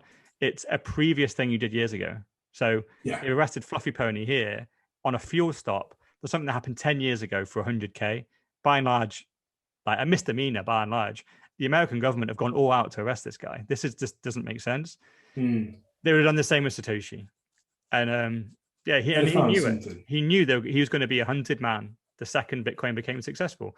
So no one knows who Satoshi is. And this is exactly why. Like, because the creator of Monero here is gone and got arrested, and we'll probably never see him again. You either end up life in prison or you get McAfee'd off. And Satoshi knew the seriousness. He knew how vicious the government would be against him, and they knew they wouldn't even pause to kill him, to get rid of him, because if they could, it's like with anything, isn't it? Whenever you have an army coming towards you, who do you target? You target the general, take the leader out, and hopefully the rest of the soldiers turn and run. So that's what they're doing here with Monero. They've found the leader. He's the guy. He's the face of it. Just take him out, and let's see if the other ones run in fear. So Satoshi knew he was going to be the leader of the Bitcoin army, and he was like, Bitcoin can't have a leader. We just need to be a load of soldiers just running one-on-one. It's like, you can't take us all out, bitches. Yeah, that's the one. It's a great strategy as well. All right.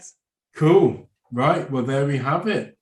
Episode 17 brought to you by the world's most bullish podcast, Mr. All In, Sir Never Look, Mrs. No Show, and also Dr. 10%.